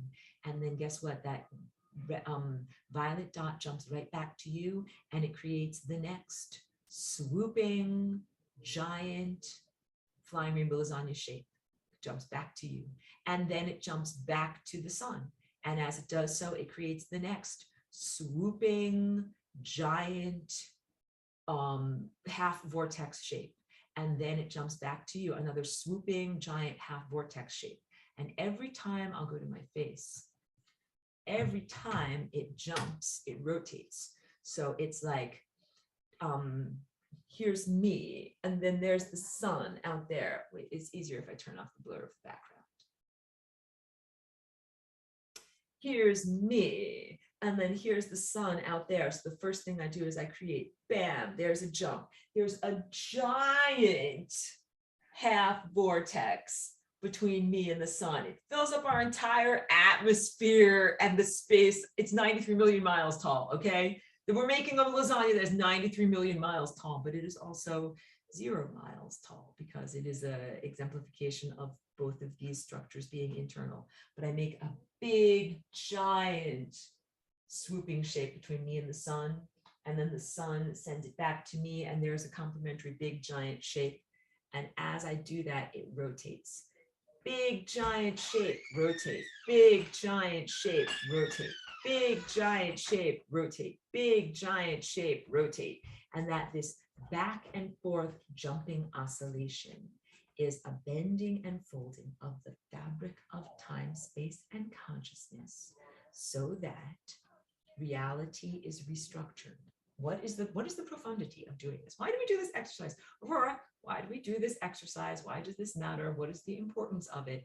And the answer is, so Flying Rainbow Lasagna is a bridge to connect realities. It does so many things. It is the exemplification of non-duality in the sense of energy and entropy. It is a change and a shift in terms of holding open DNA structures so they do not collapse and have a sense of internal integrity, allowing for the transformation and restructuring of DNA on a very,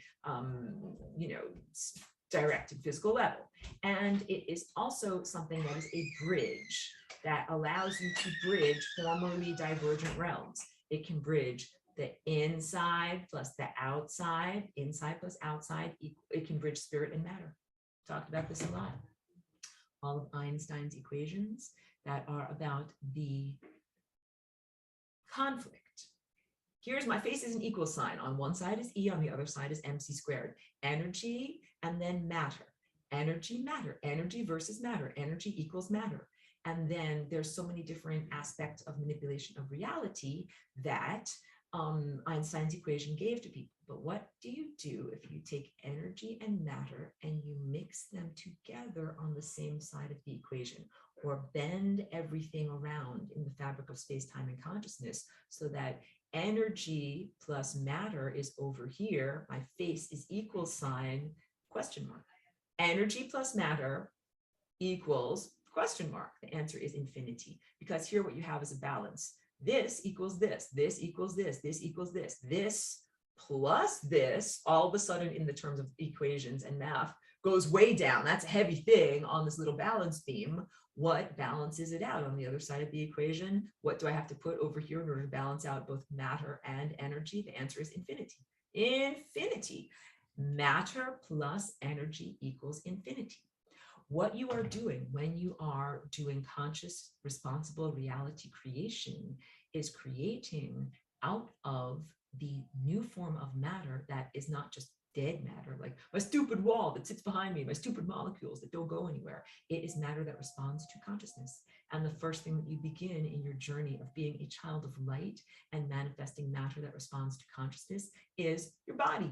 You begin to manifest your body. My body is not just made of stupid dead matter. My body is stupid dead matter. Water is dead and stupid, and light and photons are dead and stupid. No, no, no.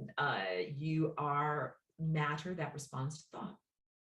The body being and the matter.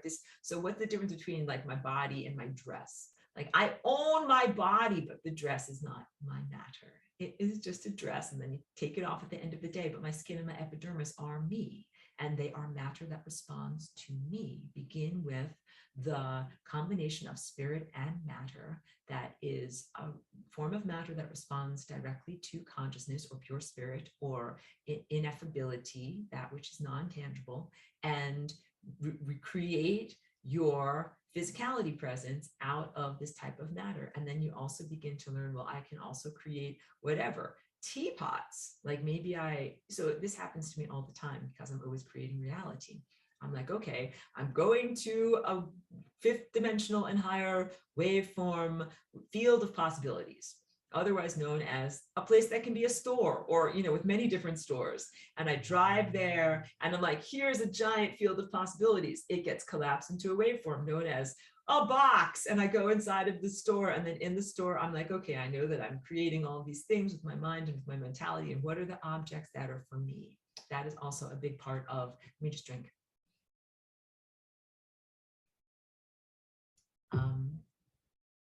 What are the objects that are for me? Because this is all about very specific music. Music is about playing specific notes and harmonics.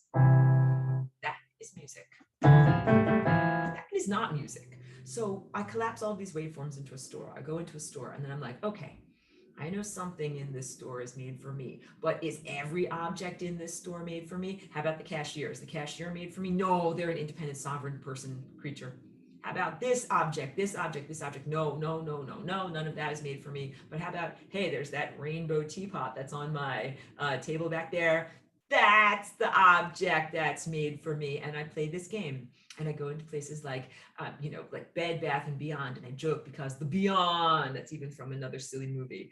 I go into Bed Bath and Beyond for the Beyond because I go in there and I'm like, okay, I know that I'm collapsing waveforms, that there's going to be something in here, and there always is. And it can be a shower curtain or something that has like these sacred patterns of the chakra system on it, whatever. A toothbrush holder. I'm like, oh, there's the cosmic toothbrush holder. I knew it would be here. Like you can just do that, and it begins to be it begins to become a very fun, lighthearted game of manifestation where it can be anything. You know that when you are walking around, you are collapsing is just not quite the right word, but accreting or accumulating or coalescing into reality out of pure potential.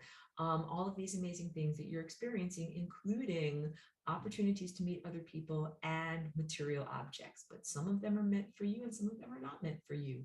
And that is the question of high signal. High signal is intelligence. That's when you know, like, this is music. That is exactly the right notes to play, as opposed to that's not music, that's just randomness. So creating things in a field of pure potential and then accessing those things that are created exactly for you.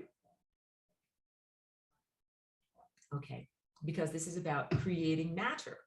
That tea kettle created by me, and the vibrating field of pure potential that is known as God, the divine presence. And it is upheld by me and my attention and my belief system. And it is also upheld by your belief systems because you see it in the room with me and you're like, yep, that's definitely a tea kettle and it definitely exists there. We'll get there, guys. We'll get there. I use my mind, my process of visualization and imagination, and my third eye to envision that I have this giant FRL between me and the sun. There is a singularity inside of each one of us, directly at the center of one's brain, and that's where the violet and indigo chakras meet, or visualize. You can also visualize it from your heart, jumping back and forth, but this place where they meet is a very, very special area of angelic anatomy is what I wanted to say, energetic anatomy, and it is a perfect divine partnership with no conflict of different aspects of being. There's the lens, the master teacher, the anthropomorphic version. There's the empirical crown that is, there's no argument. That's why I'm a math teacher in the cosmos or a computer systems analyst. There is no argument. These are the math rules. This is right. This is wrong. It is empirical evidence. There is no argument. And I don't mean to sound harsh. I don't mean to be a whatever, cruel person about it. It just is the way it is. So please take everything from this level of being as a very pure math teacher, not a personal attack, not someone who's out to get you, not someone who is out to smite you or bitch slap you in some way at all. Really a math teacher that is perfect, impeccable, and in many ways is trying to help you on your journey, because guess what? When tidal waves of light and new possibilities and information come from the sun and the stars and subsume this area completely full of light, if you are poorly structured and have a lot of red X's on your math homework that are unresolved, your polygonal structure of self gets crushed.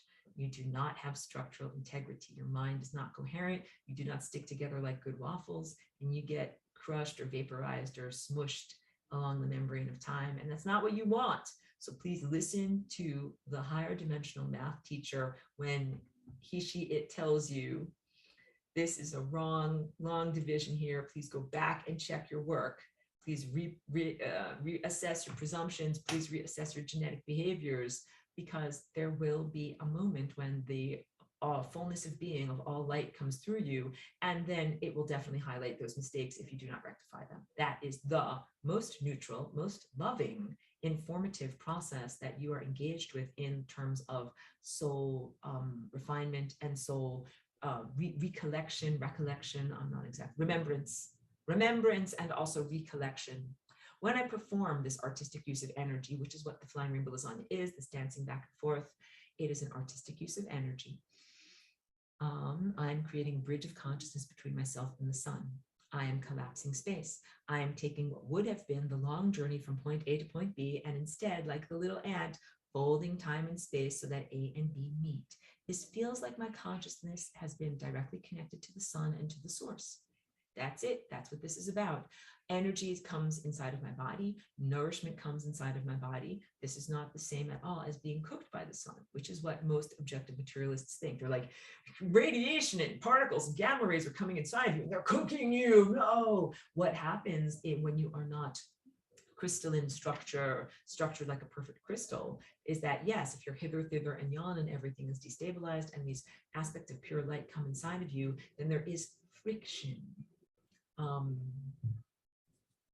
A frisson between these two states of being, And then the sun is always going to win because the sun is divine architecture and the sun is highly intelligent. The sun is correct.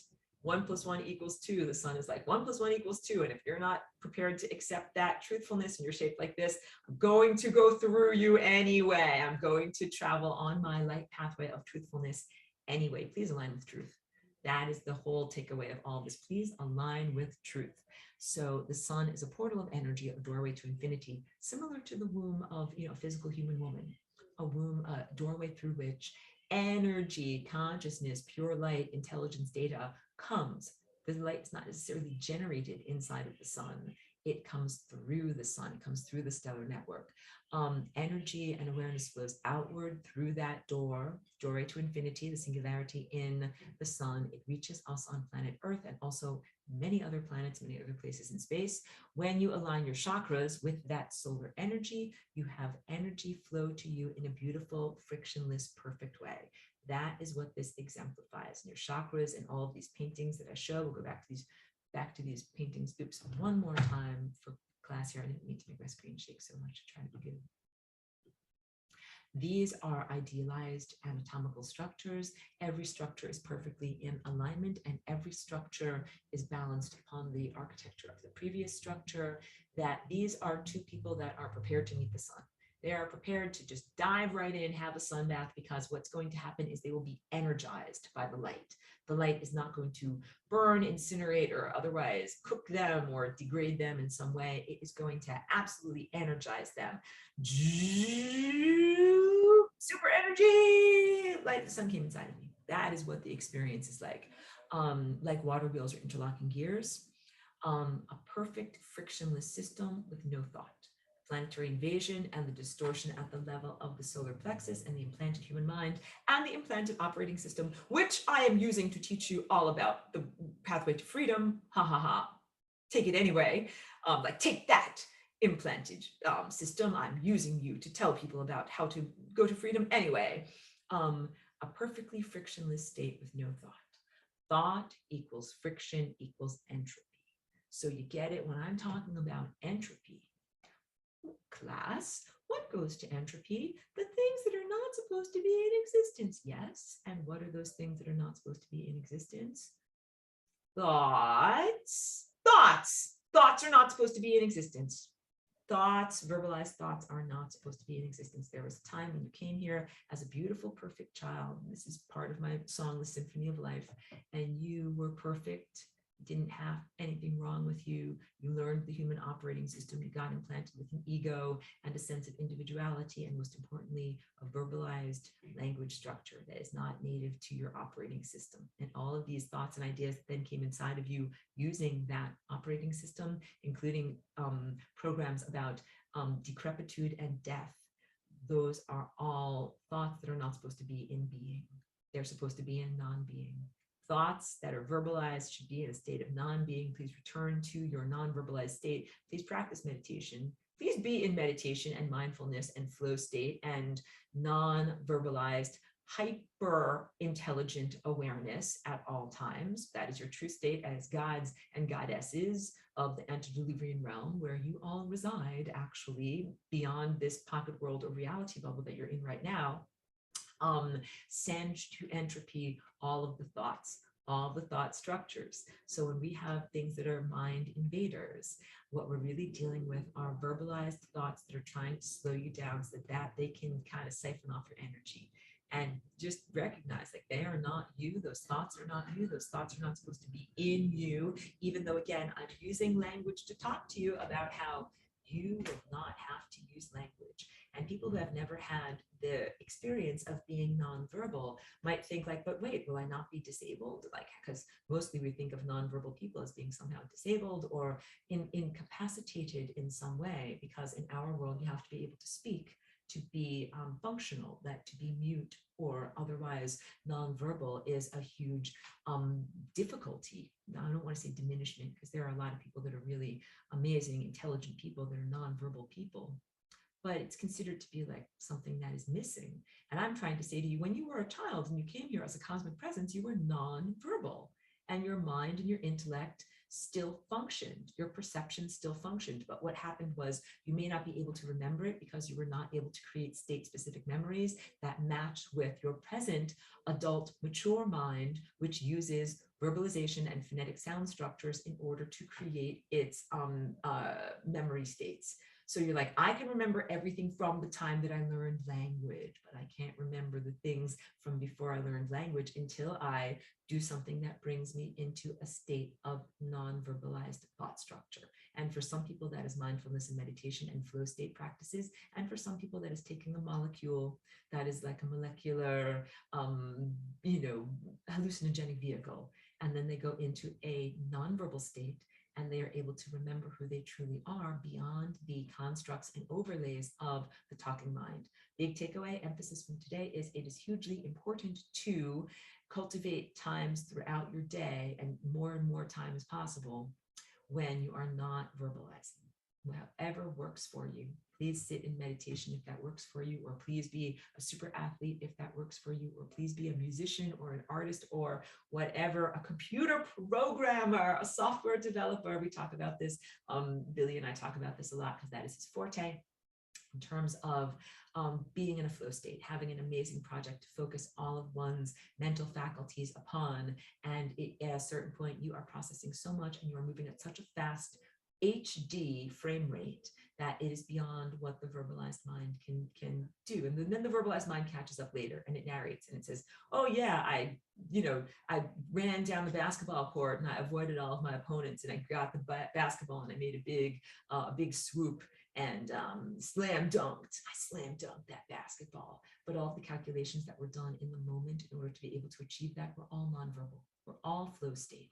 And so I consciously in my day attempt to align with all of the activities that I possibly can that bring me to that state of non-verbalized divine perfection and keep me there.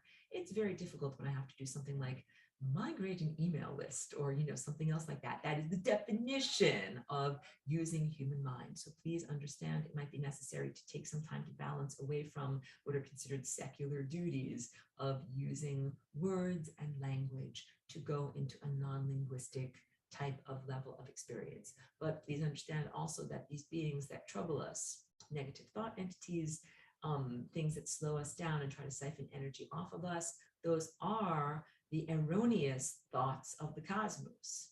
Truthful thoughts of the cosmos don't have to be verbalized. So a bunch of erroneous thoughts came to us as gods and goddesses in Atlantis, and they said, you guys are in inner silence, and I'm going to implant a verbal architecture into you and make you talker thinkers. And that's what we also experience in fractal microcosm in the stages of human development from infancy into early childhood. You become implanted with this verbalized substrate at the level of ego, develop a sense of ego, individuation, separation from cosmic consciousness. Your fontanelle closes up, this becomes diminished, crown chakra becomes diminished, and then you are able to say, my name is Billy or Susie. I am 5 years old. Here's where I live, and here's the story of my life. And then you begin to uphold that inner narrative, and it can bring you into adulthood to be 100 years old. And then you say, this is the person who I am. And then for many people, they don't let go of that story of their life until or unless they die a physical death. And that is not what ascension is. Ascension is when you are able to experience this transformative experience of returning to divine union with the sun without loss of sense of self or loss of continuity of consciousness. Trish says non-verbal yet musical. I think that works because music is its own type of language, but it is not a verbalized language. And there is not a conflict in me when I listen to instrumental music. A lot of the music that I make is instrumental. Sometimes it has lyrics, but a lot of the time that I spend with my mind is creating these beats and harmonies and melodies, and I do it in such a complex way that I'm, in the flow state. I'm just working with so many variables that that's what I'm completely focused upon, and it is a way of finding freedom and inner silence, even in the midst of a world that requires a lot of talking and speaking. So I really encourage people to delve into music as a way of finding freedom. You can make music. That's a beautiful way of, using your mind in states of non-verbalization. You can also just do what I call deep listening. And with deep listening, I usually put on my headphones and then I close my eyes sometimes or just don't pay attention to the room. Don't do it while you're driving, okay? And I go deeply into what the music is. So like first I listen to the drum beat is like this, and then the next layer of reality is like this, and then the melody line is like this, and I kind of keep all of those things going in my mind, thinking along with the original, because not everybody is a musician, I recognize this, but everybody can be a listener. You get it? Everybody can be aligning your mind with these, put on, it can be Mozart, it can be Nirvana, it can be whatever is something that you love, but I know Nirvana is not really instrumental, but it can be something very rocking, but words tend to take us out of it. So sometimes it can be best to find inspirational, instrumental music that you can hook your mind into and really submerge yourself in with your headphones and be in that state. That is why I make my music, because that way it's rocking and instrumental and not boring to me. No offense, I like classical music too. But something that I can really, my mind gets bored. So it has to have the right amount of repetition, but then not too much repetition so that I feel like my attention stays with it. And then I make new songs every day so that, again, my mind is like, I already ate that song. I need a new song. So Trish is very connected to my ongoing playlist that I've been doing since November. And she listens to all of my new songs. She's like, I already listened to song 70, like 172 times, but I need like song number 128. That's a fresh song. You need fresh nutrients for your ears, definitely. So I'm always making fresh nutrients for my ears and then sharing them with other people. Okay, so now I want to talk about the symptoms of a perfect flow of energy. It is thoughtlessness. This is what all of these spiritual practices are meant to bring us to or towards. Not having any verbalized thoughts, being totally in the flow, in bliss. Bliss is the word that I really want to come up with. Energy flowing seamlessly. We are cultivating bliss and a bliss state. Once thoughts are articulated, energy is dispersed across time. It means that once I turn it into something that is a verbalized thought like this, it kind of puts you into the past, present, future mode of linear time. But when something is just in the holistic immediacy of perception, it's, oh, I understand it all as a flash, which is what visionary experiences are. I understand it all as a flash. And then what most visionaries then try to do is like, maybe I can write it down in Word. Like, let me get my paper and my pencil and try to write it down. And as that happens, it's kind of like squashing a flower bouquet to fit it through a narrow mail slot. Something is lost in translation and it slows down and disperses a lot of what we are because it has to do with dispersing it across time. So the converse is, in order to effectively cultivate the coherence of your thoughts and create reality structures, focus everything on the moment now.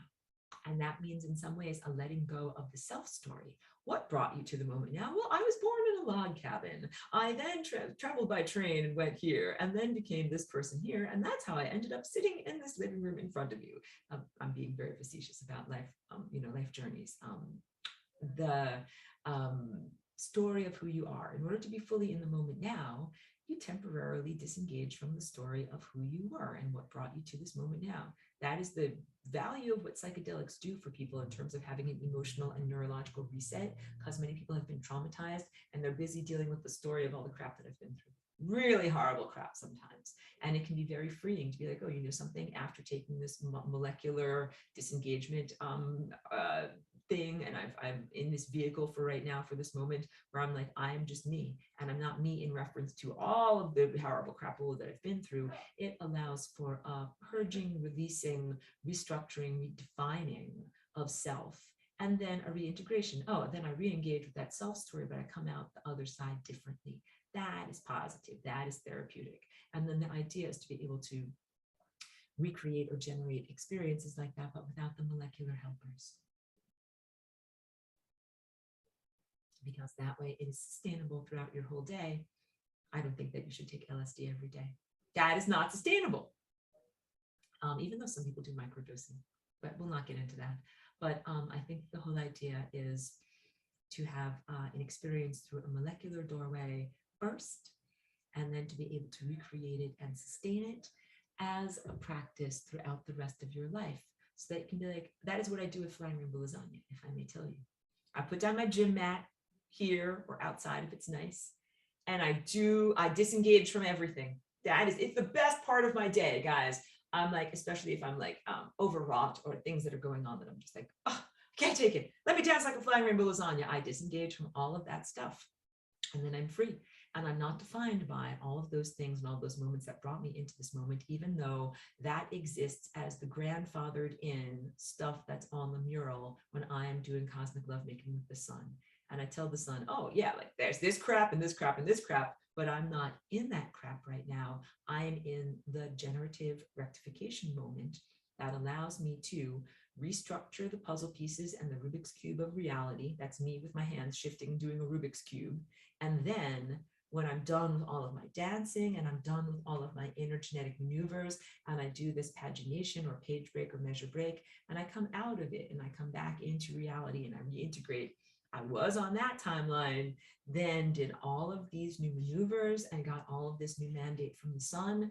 And now I'm on this timeline and things are different and things have shifted incrementally. So again, not to vaporize you with total light now, all light now, really in a sense of sensible, incremental meals of light that shift you into the reality structures you are supposed to be inhabiting. And I've been dancing as a flying rainbow lasagna for 20 years, and I've been healing and regenerating my own body, and I've been radiating that healing outward to the world that I inhabit and teaching others and inspiring others to do it in their world also. And all of this has been an enormous shifting, like these giant ocean going vessels. They don't just turn at a 90-degree angle. Like they can't do that. What they do is a very long, slow arc going in this direction. That is what the ship of time is like. Don't go at 90-degree angles.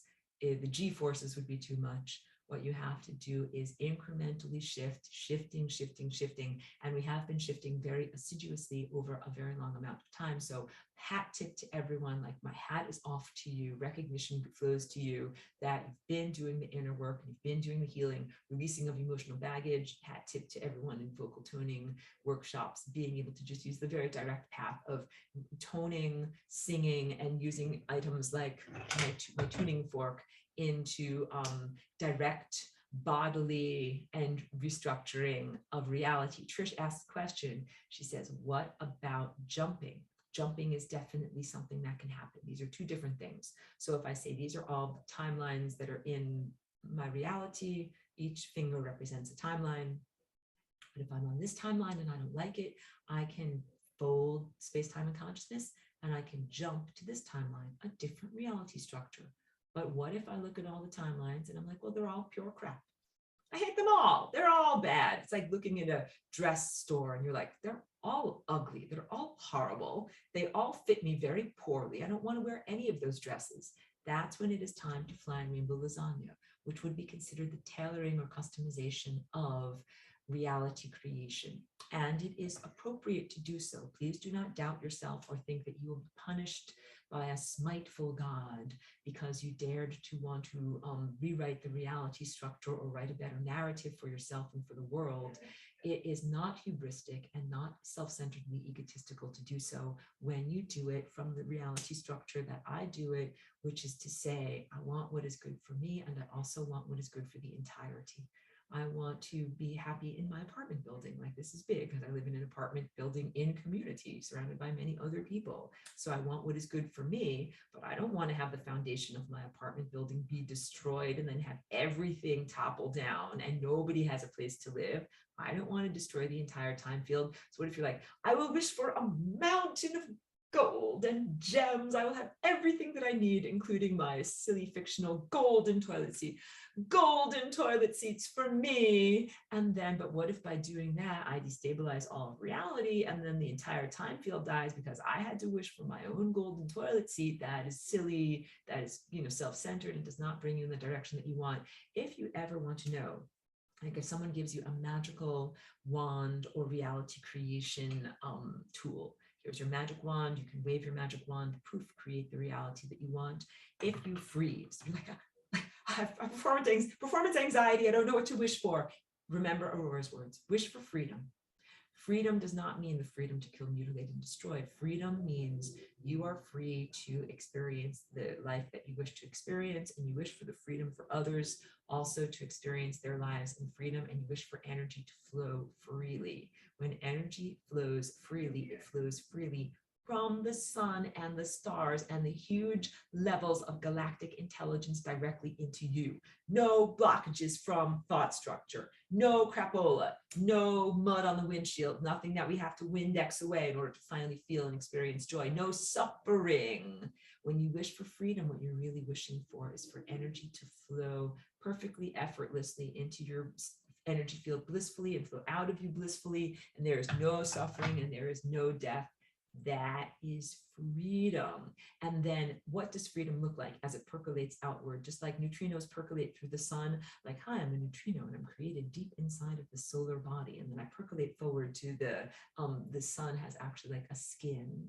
And then I'm going to fly off of the surface of the sun and go out there as these potentials are percolating out there. And as they fly out there, what does the experience look like? What does the experience of freedom look like when it comes, percolates out of the deep interior and then flies off of into from generalities into specifics, into embodied experienced specifics? What does freedom look like and feel like in you? It looks like and feels like bliss. The bliss to use your mind in the thought patterns that you wish for. Trish says ascension, freedom. Huge yes. My heart leaps up and says yes. Ascension equals freedom equals pure energy flow. No death. Death is hitting the membrane. Energy stops. Energy is not moving in freedom. It is an end to the blockages that are blockades in our body. It is an end to blockades that are blockages in time. Think about this. You're like, I'm on Highway 52, but Highway 75 is where I really want to be. That's the level of pure bliss. My body feels great. I'm at the top of my professional, career. Everybody loves me. Everybody celebrates me. I'm a superstar. Everything is great. And I'm trying to get from the highway that I'm on to the highway that is over there in potential. In freedom, you can get directly there. There are no blockages. That is what freedom is. That's why you don't want to wish for a pile of gold and golden toilet seats and nonsense and things like that. You want to wish for freedom. You want to wish for the capacity for your energy to flow exactly where it's supposed to flow in time. And then freedom is also the capacity to enjoy what you have. Because that whole story of the monkey's paw, like you have 3 wishes, but they will be granted, but they will be ironic disappointments. So, you wish for a turkey sandwich, but the turkey is a little dry. Like, it's none of it is ironic, minimal wish fulfillment. When you wish for freedom, you get the thing that you really want, and it doesn't F up your life or the time field. So that is what I am truly dancing into being with the Flying Rainbow Lasagna. That is also why it is responsible and positive for me to share with you and teach you and give to you this gift of the Flying Rainbow Lasagna. I want you to dance Flying Rainbow Lasagna. I want you to dance freedom into being. I want you to dance onto your ideal timelines, or if those ideal timelines don't exist, because all of these dresses are pure crap and I hate them all, create the dress that you want for yourself. The reality structure that fits you perfectly, that is shaped exactly to you and your needs, that exactly is who you are in your most blissful ascended state, that is becoming an ascended master. So this is the opposite of determinism. Determinism saying you are fate, you must follow God's command, you must only do what is put in front of you, just eat the Brussels sprouts on your plate, whether you like them or not. And you can actually be in a co-creative partnership with God, where you can say, something, no thank you to these Brussels sprouts, even though my friend cooks Brussels sprouts really nicely, but those are the famed childhood vegetable that everybody hates, or broccoli, whatever it is that you hated, you don't want to eat those vegetables, but that you can have a much more palatable life experience that does not involve the suffering of Brussels sprouts, but involves instead the beautiful, pure joy of whatever is your favorite food that you love to eat. So I talked a lot about the thought invaders already. I talked about the focus of what you're really doing in terms of bliss, being completely focused in the moment now, disengaging from the suffering, disappointments, and traumas of the past in order to create a better, more blissful reality substrate for yourself, which is what the sun wants for you, which is what the time field wants for you, which is what God wants for you. Big religious reconstruction here. God does not want you to suffer. And that's big. And no offense to anybody who is an indoctrinated Christian, but there's a lot of that indoctrination in terms of the didactic necessity of suffering. And I really do not believe in that. God does not want you to suffer. And I'm the type of music teacher where, like, I'm not going to hit you because you play a wrong note, like, bad student, bad student. No, what I really want to do is encourage you towards your greatness and tell you, you did good on this, playing this part over here. This part was not that good. You got to practice that part better. That's a different way of cultivating someone into their greatness than in terms of punishing them for perceived mistakes. We've been talking about aligning your chakras and achieving a state of bliss. A seamless integration of consciousness with higher consciousness in order to achieve nourishment from the sun. That is big. Let me drink more. When your chakras are in perfect alignment, there is a seamless integration of your consciousness with higher consciousness. This class is called Lessons for Full Spectrum Humans. Full spectrum means every layer of your being. It used to be that everyone was like, well, this is my ego state in my physical body that eats physical food. And then this is my higher consciousness that's so much better. And I listen to my higher consciousness, but I can't always hear it because of, like, life difficulties. But what I'm trying to say in this class over many years is you're the whole thing, the whole enchilada. You're the whole Roy G. Biv, layers of reality. You are a physical presence with mind and emotion, and you are also the higher self. There is not a bifurcation between the lower self, the ego self, and the higher self. This is a big recalibration of your expectation. It is all you. It is all you. And what you are doing is seamlessly integrating your self-consciousness, ego state, physical embodiment presence with higher consciousness in order to achieve nourishment from the sun. This is what you do. There is not a distinction between my talking self, my ego self, my definitional narrative of who I am as a person versus my higher self, and this conflict between the two that everybody talks about on memes on Facebook about, my higher self wants me to do this, but I am down here and I want to do this. I mean, it's lighthearted and it's cute, but there's no distinction between higher self and ego self. You are actually the same self. And there's no distinction between you with your miniature sun inside of you and the big giant ball of light in the sky. And there is absolutely no distinction between you as a time presence and the timelines and possibilities and everything that is flowing around and through you. You are absolutely interconnected with all of that. There is a seamless integration, even while you maintain your own boundaries of individuality, which is the balance lesson that we're learning, balancing self versus context. I'm an individual, I'm a self, and I'm embedded in context. And I recognize and love myself and my own boundaries, even while I recognize and love my self-identity as higher context. I want to do my dance and partnership with the sun and create things that are really great and amazing for me. And I also want to honor the larger context of a live time within which I live. Big. The thought invaders and ego fragments need healing and to go to entropy. So the ego or verbalized conscious mind was closing down the capacity to absorb nourishment directly. This is what happened with our planetary and genetic invasion. Hi, nice planet you got there. I see you all are a bunch of light eaters. Would be a real shame if something happened to you, right? This is this whole mafioso type of joke that I'm getting a little silly on. This is what happened. Hey, it's really nice that you're a bunch of gods and goddesses and you're getting your nourishment directly from the sun. You're totally empowered and blissful. How about I invade your genetic code, implant verbalized mind and thought structures in you, and make it so that I'm closing down your capacity to absorb nourishment directly. Again, in order to sun gaze, turn off your talking mind. You get into levels of deep meditation, into deep levels of heart coherence. And you know something? You do project and send to the sun. Let me just get my little drink here. You do project and send to the sun your direct needs.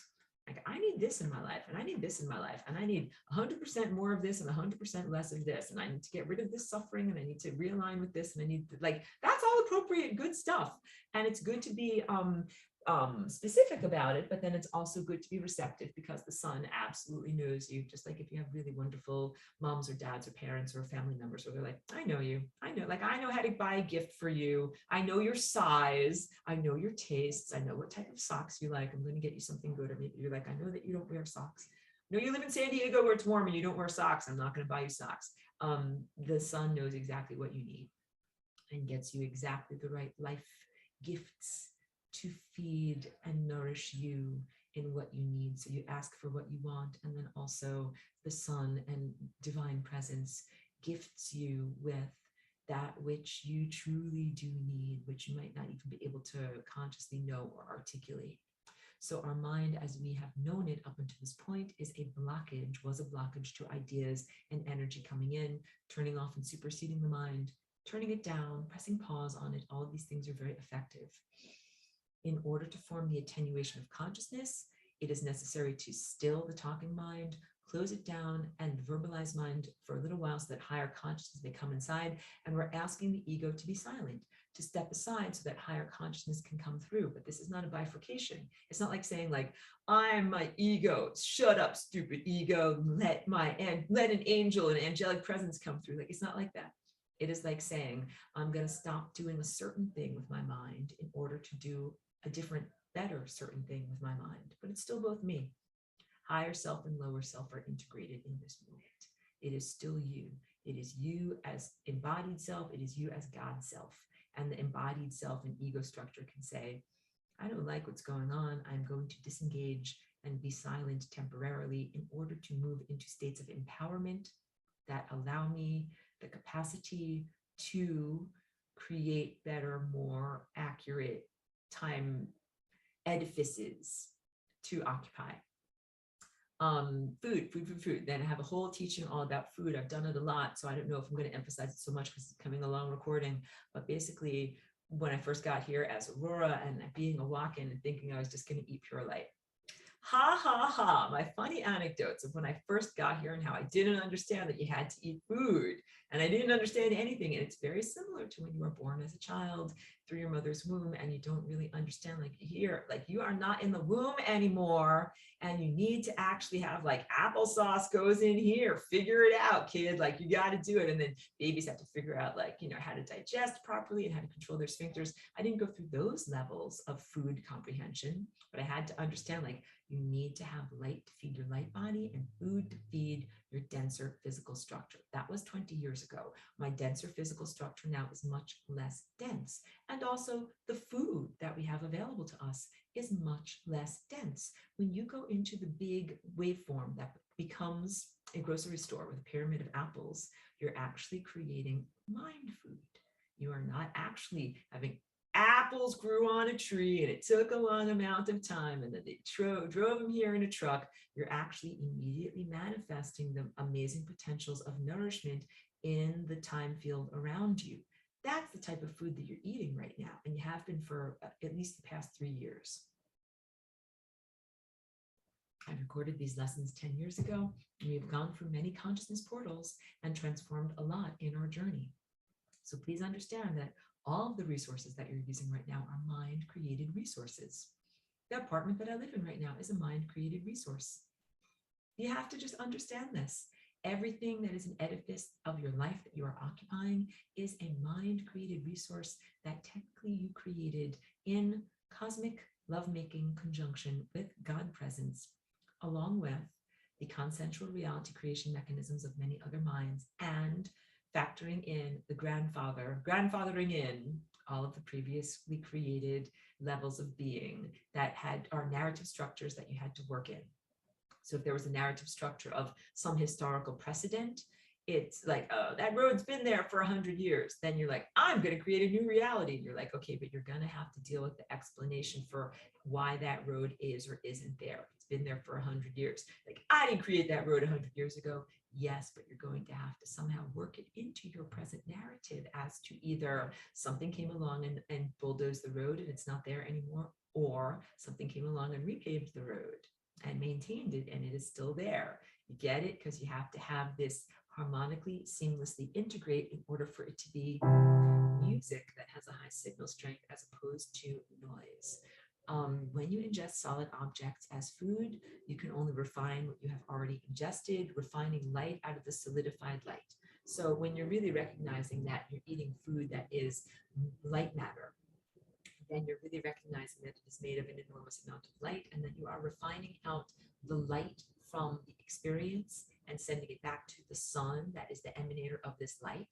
And I'm also big on like eating high quality non-processed foods because that contains the most light. It contains the most consciousness. It contains the most presence. The truest music of life sustenance comes from these unprocessed foods. And so also big on what about animal products? The way that food is created has everything to do with the amount of light or information or quality of energy that is in there for you to refine out of it. So both animals and vegetables, if they are raised in slavery conditions, will have that sense of misery, um, exploitedness, and minimal nourishment of yourself as a free sovereign being, both animals and vegetables. What if you eat nothing but genetically modified monocrop corn and soy? That is not food for freedom, although it is vegetarian. No offense to vegetarians, but those are not positive food products. What about if all that you eat is factory farmed chicken from very miserable chickens? No, that is not food for ascension. What if you eat pasture raised chicken that is, heirloom and non-genetically modified? That is food for ascension. What if you eat heirloom corn from Native Americans that have been keeping their seeds alive for, an uncountable number of generations? That is food for your ascension. So please keep in mind, like, make positive, intentional food choices. Let's say if it is not possible for you to access those substances, then please bless your food. Bless your food anyway. Bless my food all the time. It is an acknowledgement of transformative nature of mind and consciousness in terms of making available light and physical nutrients and sustenance. All of this is a mental program. My words are just so much, just tune into my mind.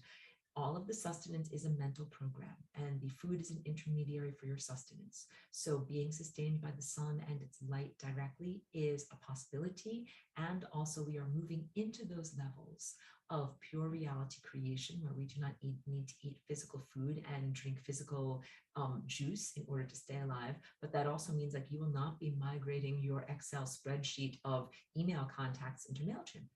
You will simply not be doing that work. You're not going to be a breatharian in these levels of pure mental connectedness and perform these mundane tasks that involve huge levels of verbalization and disconnection from source. Your whole entire levels of being must change in order to accommodate this new way of moving through time, which is really like being a virtuoso. The exact right notes of my music, of my time field, and align with these divine perfections. And that is what sustains me fully. And then I do not have to eat food in order to be sustained, but I also don't do activities that are about commodifying time.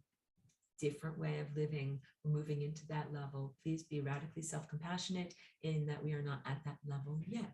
Talking about level 18, I already alluded to that a lot. Being a conscious creator is being responsible in one's creation, creating a connection between oneself and the sun. What you are thinking when you make this maneuver, big, big, big. So when you do sun gazing and you're ingesting that light through you and you're connecting your root chakra to the planet herself and drawing energy up and also drawing energy in and filling up yourself completely with light, what is it that you are thinking about in that moment? And this is just like cosmic lovemaking. That what you should be thinking about or in acknowledgement of or focused on are the realities you wish to create. And again, if you can't remember what you should wish for in those moments, wish for freedom and focus on freedom, knowing that everything else that you desire will percolate forward from that moment. But it is absolutely appropriate to be like, oh, like I'm aware of some problem or some imbalance or something is happening. Transmit the need for rectification to the sun, or you can speak in positive desires. I desire greater abundance, greater health, greater this, greater that. Any of the things that you want to make happen, reality structures that are positive. I want to paint a painting, I want to write this song, and put that into your emanation of energy to the sun. And the sun absolutely hears you. And it's like, check. I got it. I hear you. You need a guitar. Like you want to write this song, you want to play this music, you're going to need to get a new guitar. So I'm going to write that into your life journey. That then someone knocks on your door and says, hey, I just inherited this guitar and I don't know how to play. Please take it. Please take it and write the songs of your dreams that you're supposed to play. Do you get it? These are how these things happen. There's an incredibly loving divine parent in the sky that wants to give us everything that we need to fulfill our highest timelines. And we ask for it in a proper, respectful way, and then also in a non-exploitive way. And the sun and the stars and all of this higher dimensional presence is so happy to give it to us, because that means you're happy and healthy and supported. The entire time field is happy and healthy and supported. And everything has longevity and coherence. When I breathe in from the sun, I'm inhaling timelines. I'm inhaling love broadcasts from the sun. I'm inhaling possibilities for the future. In my example, I would be inhaling possibilities where someone just knocks on your door and gives you a guitar, or $5,000 falls in your lap and you're able to go out and buy the guitar of your dreams. Got it? A love partnership of abstract consciousness coming from the sun into me and my viewpoint as a corporeal being, sending my thoughts and desires and experiences of life back to the sun. Feedback of what life is like. Energy impulses, this is just like extremities, energy impulses that come from the brain to the extremities, and then from my fingertips back to the brain. The brain is the sun sending out information to us, the extremities, and then we have feelings, experiences, and send it back to the sun. Conscious creation is ethical, respectful creation and must be based upon unconditional love. You have to be able to get to that viewpoint at a certain perspective, that you don't need to change a lot in the world, and looking at the world without judgment and criticism. On the anthropomorphic level, this is what the interpretation of unconditional love is. It is the sense of looking at other people's life paths or life circumstances and saying, I recognize that you are on your journey, and I allow you to learn the lessons that you need in order for you to live your life and your personal evolution. And those choices might not be what I would make, but they are what you need to make in order to learn on your journey. Do you get it? So this is big. If like you're not doing what I want you to do or what I want to do for me, but I recognize that it's part of your life path. But this also does not accept or include collateral damage, like someone that's so self-destructive. They want to press the big red button and just wipe it all away and destroy all of time. No, that is not what this level of acceptance is, because there's also acceptance of the time field that wants to be alive, and me and many, many others who want to be alive. So you only allow people their train wrecks to a certain level. When their train wrecks and collateral damage starts to affect your life, it is totally appropriate for you to intervene and to say, what is that person's choices are doing? I not only disapprove of them, they're negatively impacting me. There's a very real reason why I disapprove of them. And it is totally appropriate for me to have an intervention. It's not okay. Okay, Martine, I know it's late for you in your time zone. Thank you for being here. I'm almost done too. With your eye of mind, your Christ chakra, you're being gifted with a reality creation apparatus. And the real question is, what is it that you want to create with it? What is on your personal agenda? What is on your universal agenda? I will read that again. What is on your personal agenda and what is on your universal agenda? This requires a stepping aside of the ego, not only verbalization mind, but also the ego's values. Me, what I want from me. There's nothing wrong with that, but just step aside so that the value system of higher consciousness can come through, and you may be programmed with your true desire from higher consciousness, because the ego's desires sometimes are smaller, more decrepit and distorted than what your higher self actually wants for you. And this class is all about an integration of all of these layers of your being. So it is important to sometimes move out of the limited viewpoint of the ego and the egotistical value system and move into a state of higher consciousness and unity consciousness that allows for you to actually get the things that you really want on an ego level. In doing so, you become the same with higher consciousness. So when you step aside as an ego, me, and you go to higher consciousness, which is actually more like everything, then you become aligned with everythingness, singularity within you and the singularity within the sun, the thinker within you and the great brain in the sky become matched up and become one. At that point, there is no conflict. When my brain and my little thought structure matches perfectly with the sun and the great brain, that is the neurological structure in the sky, I'm not like, darn it, like I have to eat my vegetables and the sun wants me to eat my vegetables and I don't want to do so. No, I'm absolutely in joy. The sun is like, here's what you want to eat. And I'm like, that's exactly what I want to eat. And eat is in quotes here. The sun is like, here's what I want you to do in your life.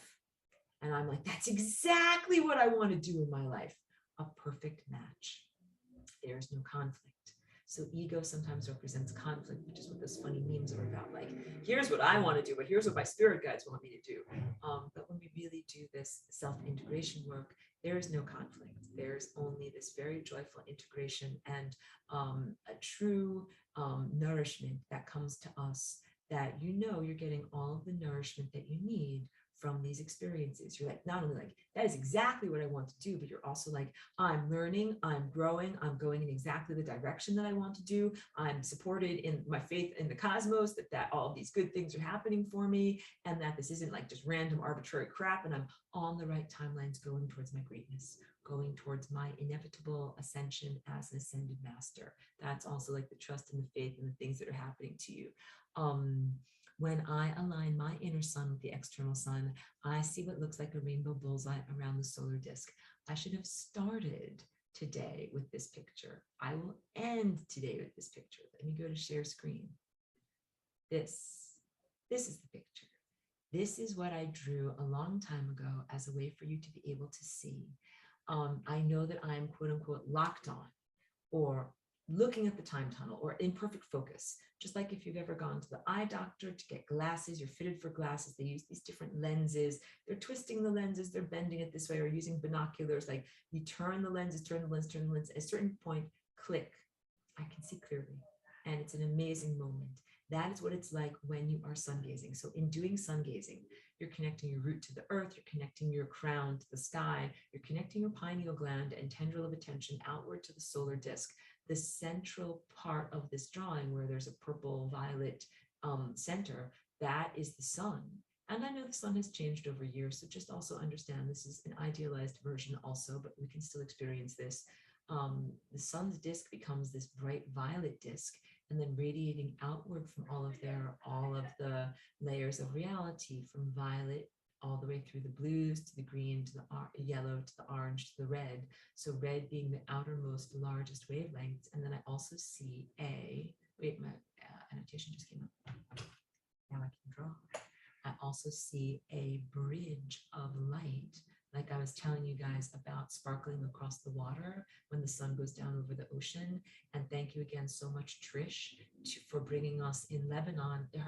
Her sunset is our morning here in the Pacific. So for the vocal toning workshop, she was bringing us to the ocean and seeing these beautiful sparkling waves of light coming from the sun and sparkling on the waves of the ocean over to us. And then also we send the energy in the other direction, me building a bridge that goes all the way up here back to the sun. So that's a very big thing. And sometimes I experience that also when I'm not looking at the sun, like if this is the horizon and this is the ocean of ocean waves, and there's beautiful light codes that are heading towards me, but sometimes the sun is filtered by like beautiful forests. And when I look through the beautiful forest, like I do see these are rays that really do stick out, kind of like wings. Like, look for that. Those are very big confirmations. And then also I see this larger kind of V-shaped bridge that is coming to me. That is a bridge of coherent light that comes from the sun, and it is feeding me. And that is, when you see this, you have clicked into place. You are in alignment with that nourishment coming directly into you. And when I teach about this, I teach like you don't have to have your physical eyes on the sun. You can do this with your physical eyesight closed, like your protective eyelids closed, or also with a hat or something like that, because that is all responsible for me to teach that, and I agree with that. And also, please know that as you cultivate this lens in front of your face, your capacity to look at the sun directly or connect with your tendril of attention to the sun directly will increase. But also, please understand that sometimes there are some things in the sky that are not the sun that are damaging to our eyes or our skin. I wear sunblock every day. I live in a very sunny climate. I'm almost at the edge of I'm at the lowest edge of the United States, like where it reaches Mexico. The sun here is very, very intense. I put on sunblock on my face every day. I wear a hat religiously when I go outside, and I look at the sun when it is rising in the morning, and also when it is going down at the sunset. And at other times of the day, I protect myself from the sun because it can be incredibly intense. So don't vaporize yourself. Don't vaporize yourself. Don't burn out your retinas. Don't burn the skin of your face. And you can find good, healthy forms of sun protective stuff. Anything from jojoba oil, carrot seed oil, these other wonderful different non-chemical things, or particulate titanium dioxide that's not nano-sized particulates, and or I found a very good one that is not a bad chemical for your face and that you can wear every day. Protect your face. Protect yourself from the stuff that is not the true sun, but that is definitely a bright light in the sky. Protect yourself from these damaging levels. So when I say this, when I align with my inner sun with the external sun, I see what looks like a rainbow bullseye around the solar disk. The sun becomes an intense, bright inner violet, and then rings of color around the outside. And this tells me that I'm on target with this rainbow bridge, with all of these possibilities. The possibilities of time and nourishment are coming directly into me. So of course, when I do this, I am looking with my eyes, but I'm looking with a different level of my being. And I have built the lens that is moving at a fast rate in front of my face so that it is protective. And sometimes I do this with my eyes open. Sometimes I do this with my eyes closed. Please know, like, there's not a right or a wrong. It's not an aspirational technique.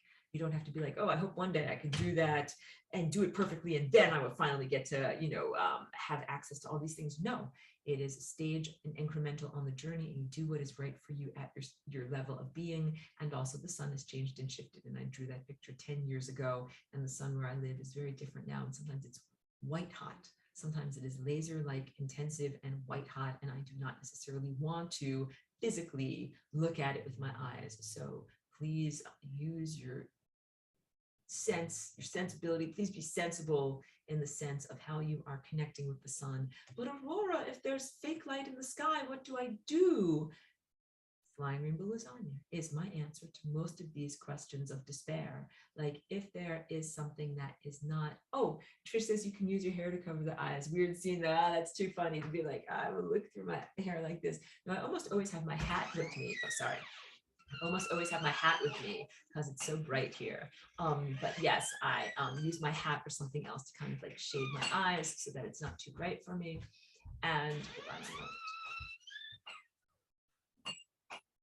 we're heading into the home stretch here. Flying rainbow lasagna. You flying rainbow lasagna from where you are to the true sun. And it doesn't matter if there's clouds in the way or chemtrails or some other form of crapola that you don't want to actually interact with and that you want to supersede. This is the jumping over or bending and folding time space. And there's no distinction. There's no difference. There's no space between you and the sun, the real sun.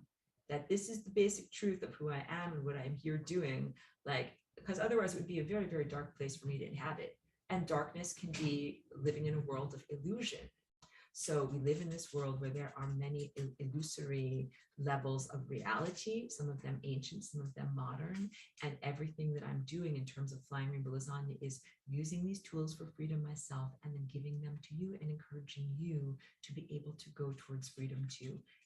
This is the tool for freedom, and you can do these activities that are freedom embodiments, and you wish for freedom. And that is like, why do you want to do this? Aurora, what's my motivation? Why do I even want to do this? The answer is in order to be free. And being free encompasses all of the things that you think you want with materialism. When people wish for a giant pile of gold, what they're really wishing for is to be free. Because in our world, you think, gold will bring me freedom. You think, riches will make me be able to buy whatever I want, travel wherever I want, interact with whomever I want, live a life that is a life of freedom, but it does not. Usually, sometimes wealth comes with limitations of what you can actually spend and where you can actually go. But, wealth does not give you the freedom to talk directly to, let's say, Einstein. He is a dead person in this world, but flying rainbow lasagna means you can connect directly with people that lived a long time ago. And you can connect directly with beings that exist in the potentials of the future. That's just a little tip of the iceberg idea of what is true freedom.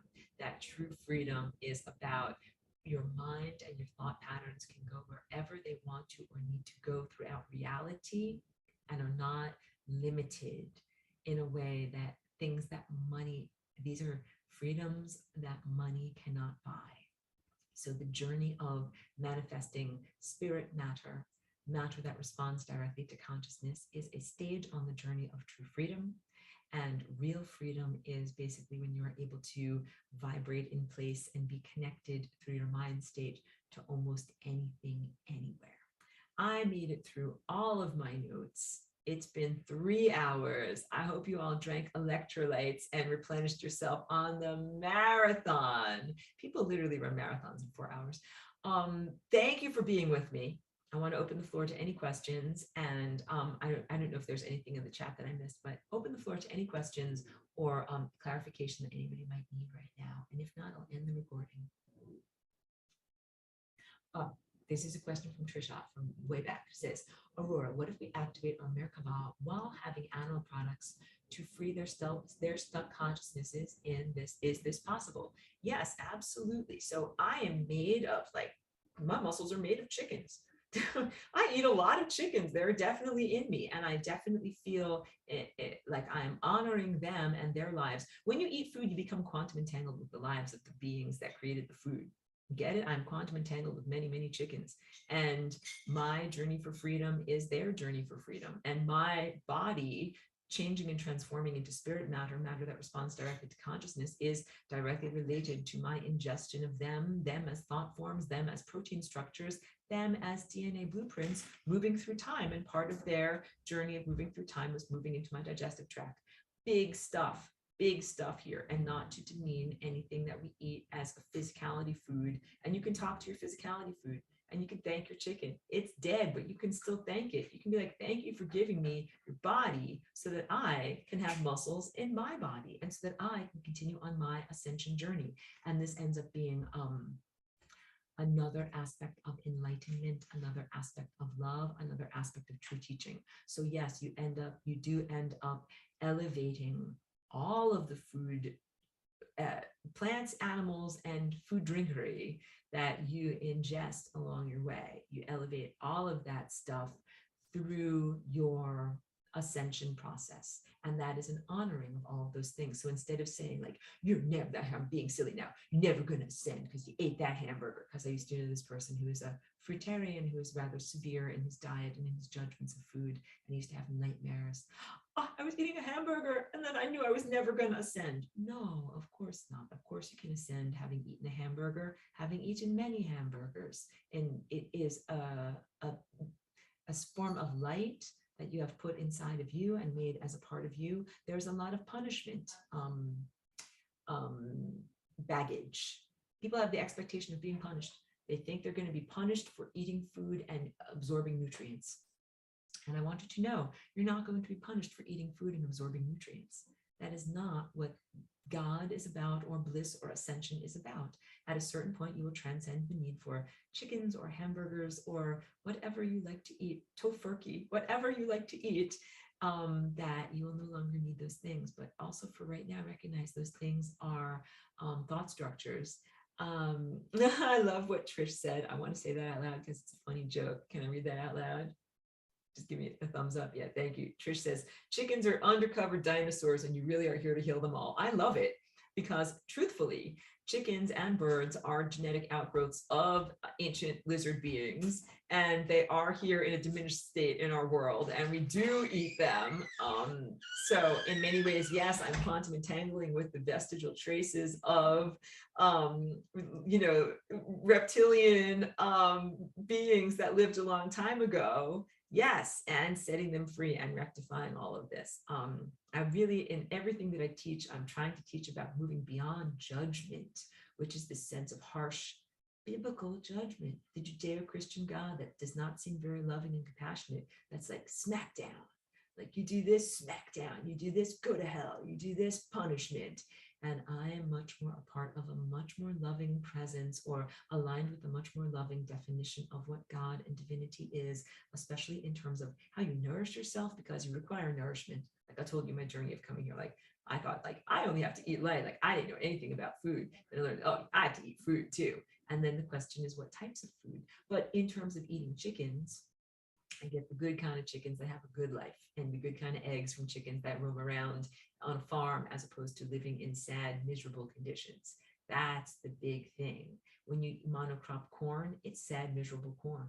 It's actually not good for us to eat. It causes a lot of inflammation. But when you eat the jewel tone corn of the Native Americans of the Southwest, that's beautiful corn that sustains you. So whenever possible, eat food that is the non-genetically modified version of the original plant or animal. There is such a thing as heritage chickens, even though they're more expensive to get and you have to order them special.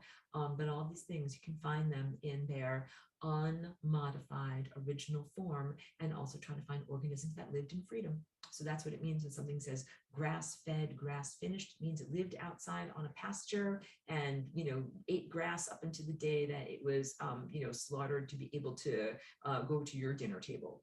And that's actually a decent life. A horrible life is living in like a cage or a pen, and you never have any amount of freedom and no connection to the natural world, which is what many urban humans experience also, which is a very sad state to live in. So please avoid fast food, avoid factory farmed meats, avoid genetically modified ingredients and things like that. And then also bless your food, because what if that's the only thing that is available to you in a meal? Then please bless it in order to transform it. And also, people have sometimes gifted me with a part of what they are eating, and I accept it in gratitude. It is actually not in alignment with cosmic principles to be like, no thanks, like I don't want to eat your genetically modified muffin. Like when someone is offering you a bite of the genetically modified muffin, you can accept it in gratitude, eat it, and know that the act of it is alchemically transformed in the givingness and the receivingness. And this is also part of being a light being and operating from these higher levels of reality creation. When you walk into a fifth dimensional realm, you are collapsing those waveforms into a grocery store. The pyramid of apples is mind food. The muffin is mind food. So even though we avoid certain ingredients, understand that there is a transformation of the mind food of what someone is gifting to you, receiving gratitude. But don't eat junk food all the time. That's what I'm trying to say. Don't eat junk food all the time, and try to find the foods that are the healthy alternatives and make them for yourself. And that's what I make and manifest for myself. So let me end the recording for right now, but I will still keep the Zoom room open so that we can continue to talk. And I will just include in the recording a message of profound appreciation and encouragement to everybody who watches my video, and everybody who tunes in after the fact, and everybody who is non-locally present, and everybody who is telepathically receiving my downloads of my email blasts. Trish says, got corn poisoned a couple of days ago. Oh, shocking body reaction, like the worst toxicity level. I'm so sad to hear that. Yes, and that's a challenge, because sometimes we want to do something like go to the movies and eat popcorn, but it might not be the good corn, so yeah, just all of these things. It's like I want us to be able to live in a world where we have pure food in infinite gratitude, and to be able to just walk around. Imagine, this is a good thing to end on, the realities that I like to envision with the sun, being able to walk around in a world where you simply know, like, everybody is making barbecues and picnics, and there's an enormous amount of food being created and manifested. We make food with love. So that what I'm trying to say, the alchemical transformation of the person gifting you a bite out of their muffin is similar to the sense of when grandma makes cookies or when someone makes home cooked food. It's like, I am making this for you and putting the transformative energy of love into the food. I'm transforming these raw, rather off-putting, ingredients into something that is palatable and beautiful, and putting it on a plate and serving it to you. That is an act of love. And receiving it in gratitude is another act of love. All of these are consciousness maneuvers where we sustain one another. So please understand that, and try not to be too severe in the sense of what food is being offered to you. What is its actual source? I don't know, can I eat that? Is it a heritage chicken? Like, if someone is making you beautiful home cooked chicken, you can accept it in gratitude, and please honor it and integrate the love and the positive intentions that went into the creation of that gift of nourishment and food, until we are in the world, the promised land of being able to eat nothing but pure sunlight. And in that world, I'm going to end on this, chef of the mind. Remember my stories about the most succulent fried chicken I ever had, ever. That was at that holiday party, and I have an imprintation and remembrance of what it was. And I will feed you guys my food of the mind when we are in a purely telepathic state, and no chickens have to die in order for me to feed you food of the mind. And you can also beam directly into my mind, not only the memory of what you experienced, but also the direct nourishment of that experience goes into your light body from whatever is, if you can imagine and remember the best meal you ever ate, imagine it so strongly that you can even still feel it in your mouth at this moment. You will broadcast that back to me. And that is one of the first things we do in a heavenly world. That fun chef of the mind. It's a game. I'm going to send you some of my favorite food, and then you're going to send me some of your favorite food, and we're all going to feed each other with this amazing mind food. That is how I'm going to end on this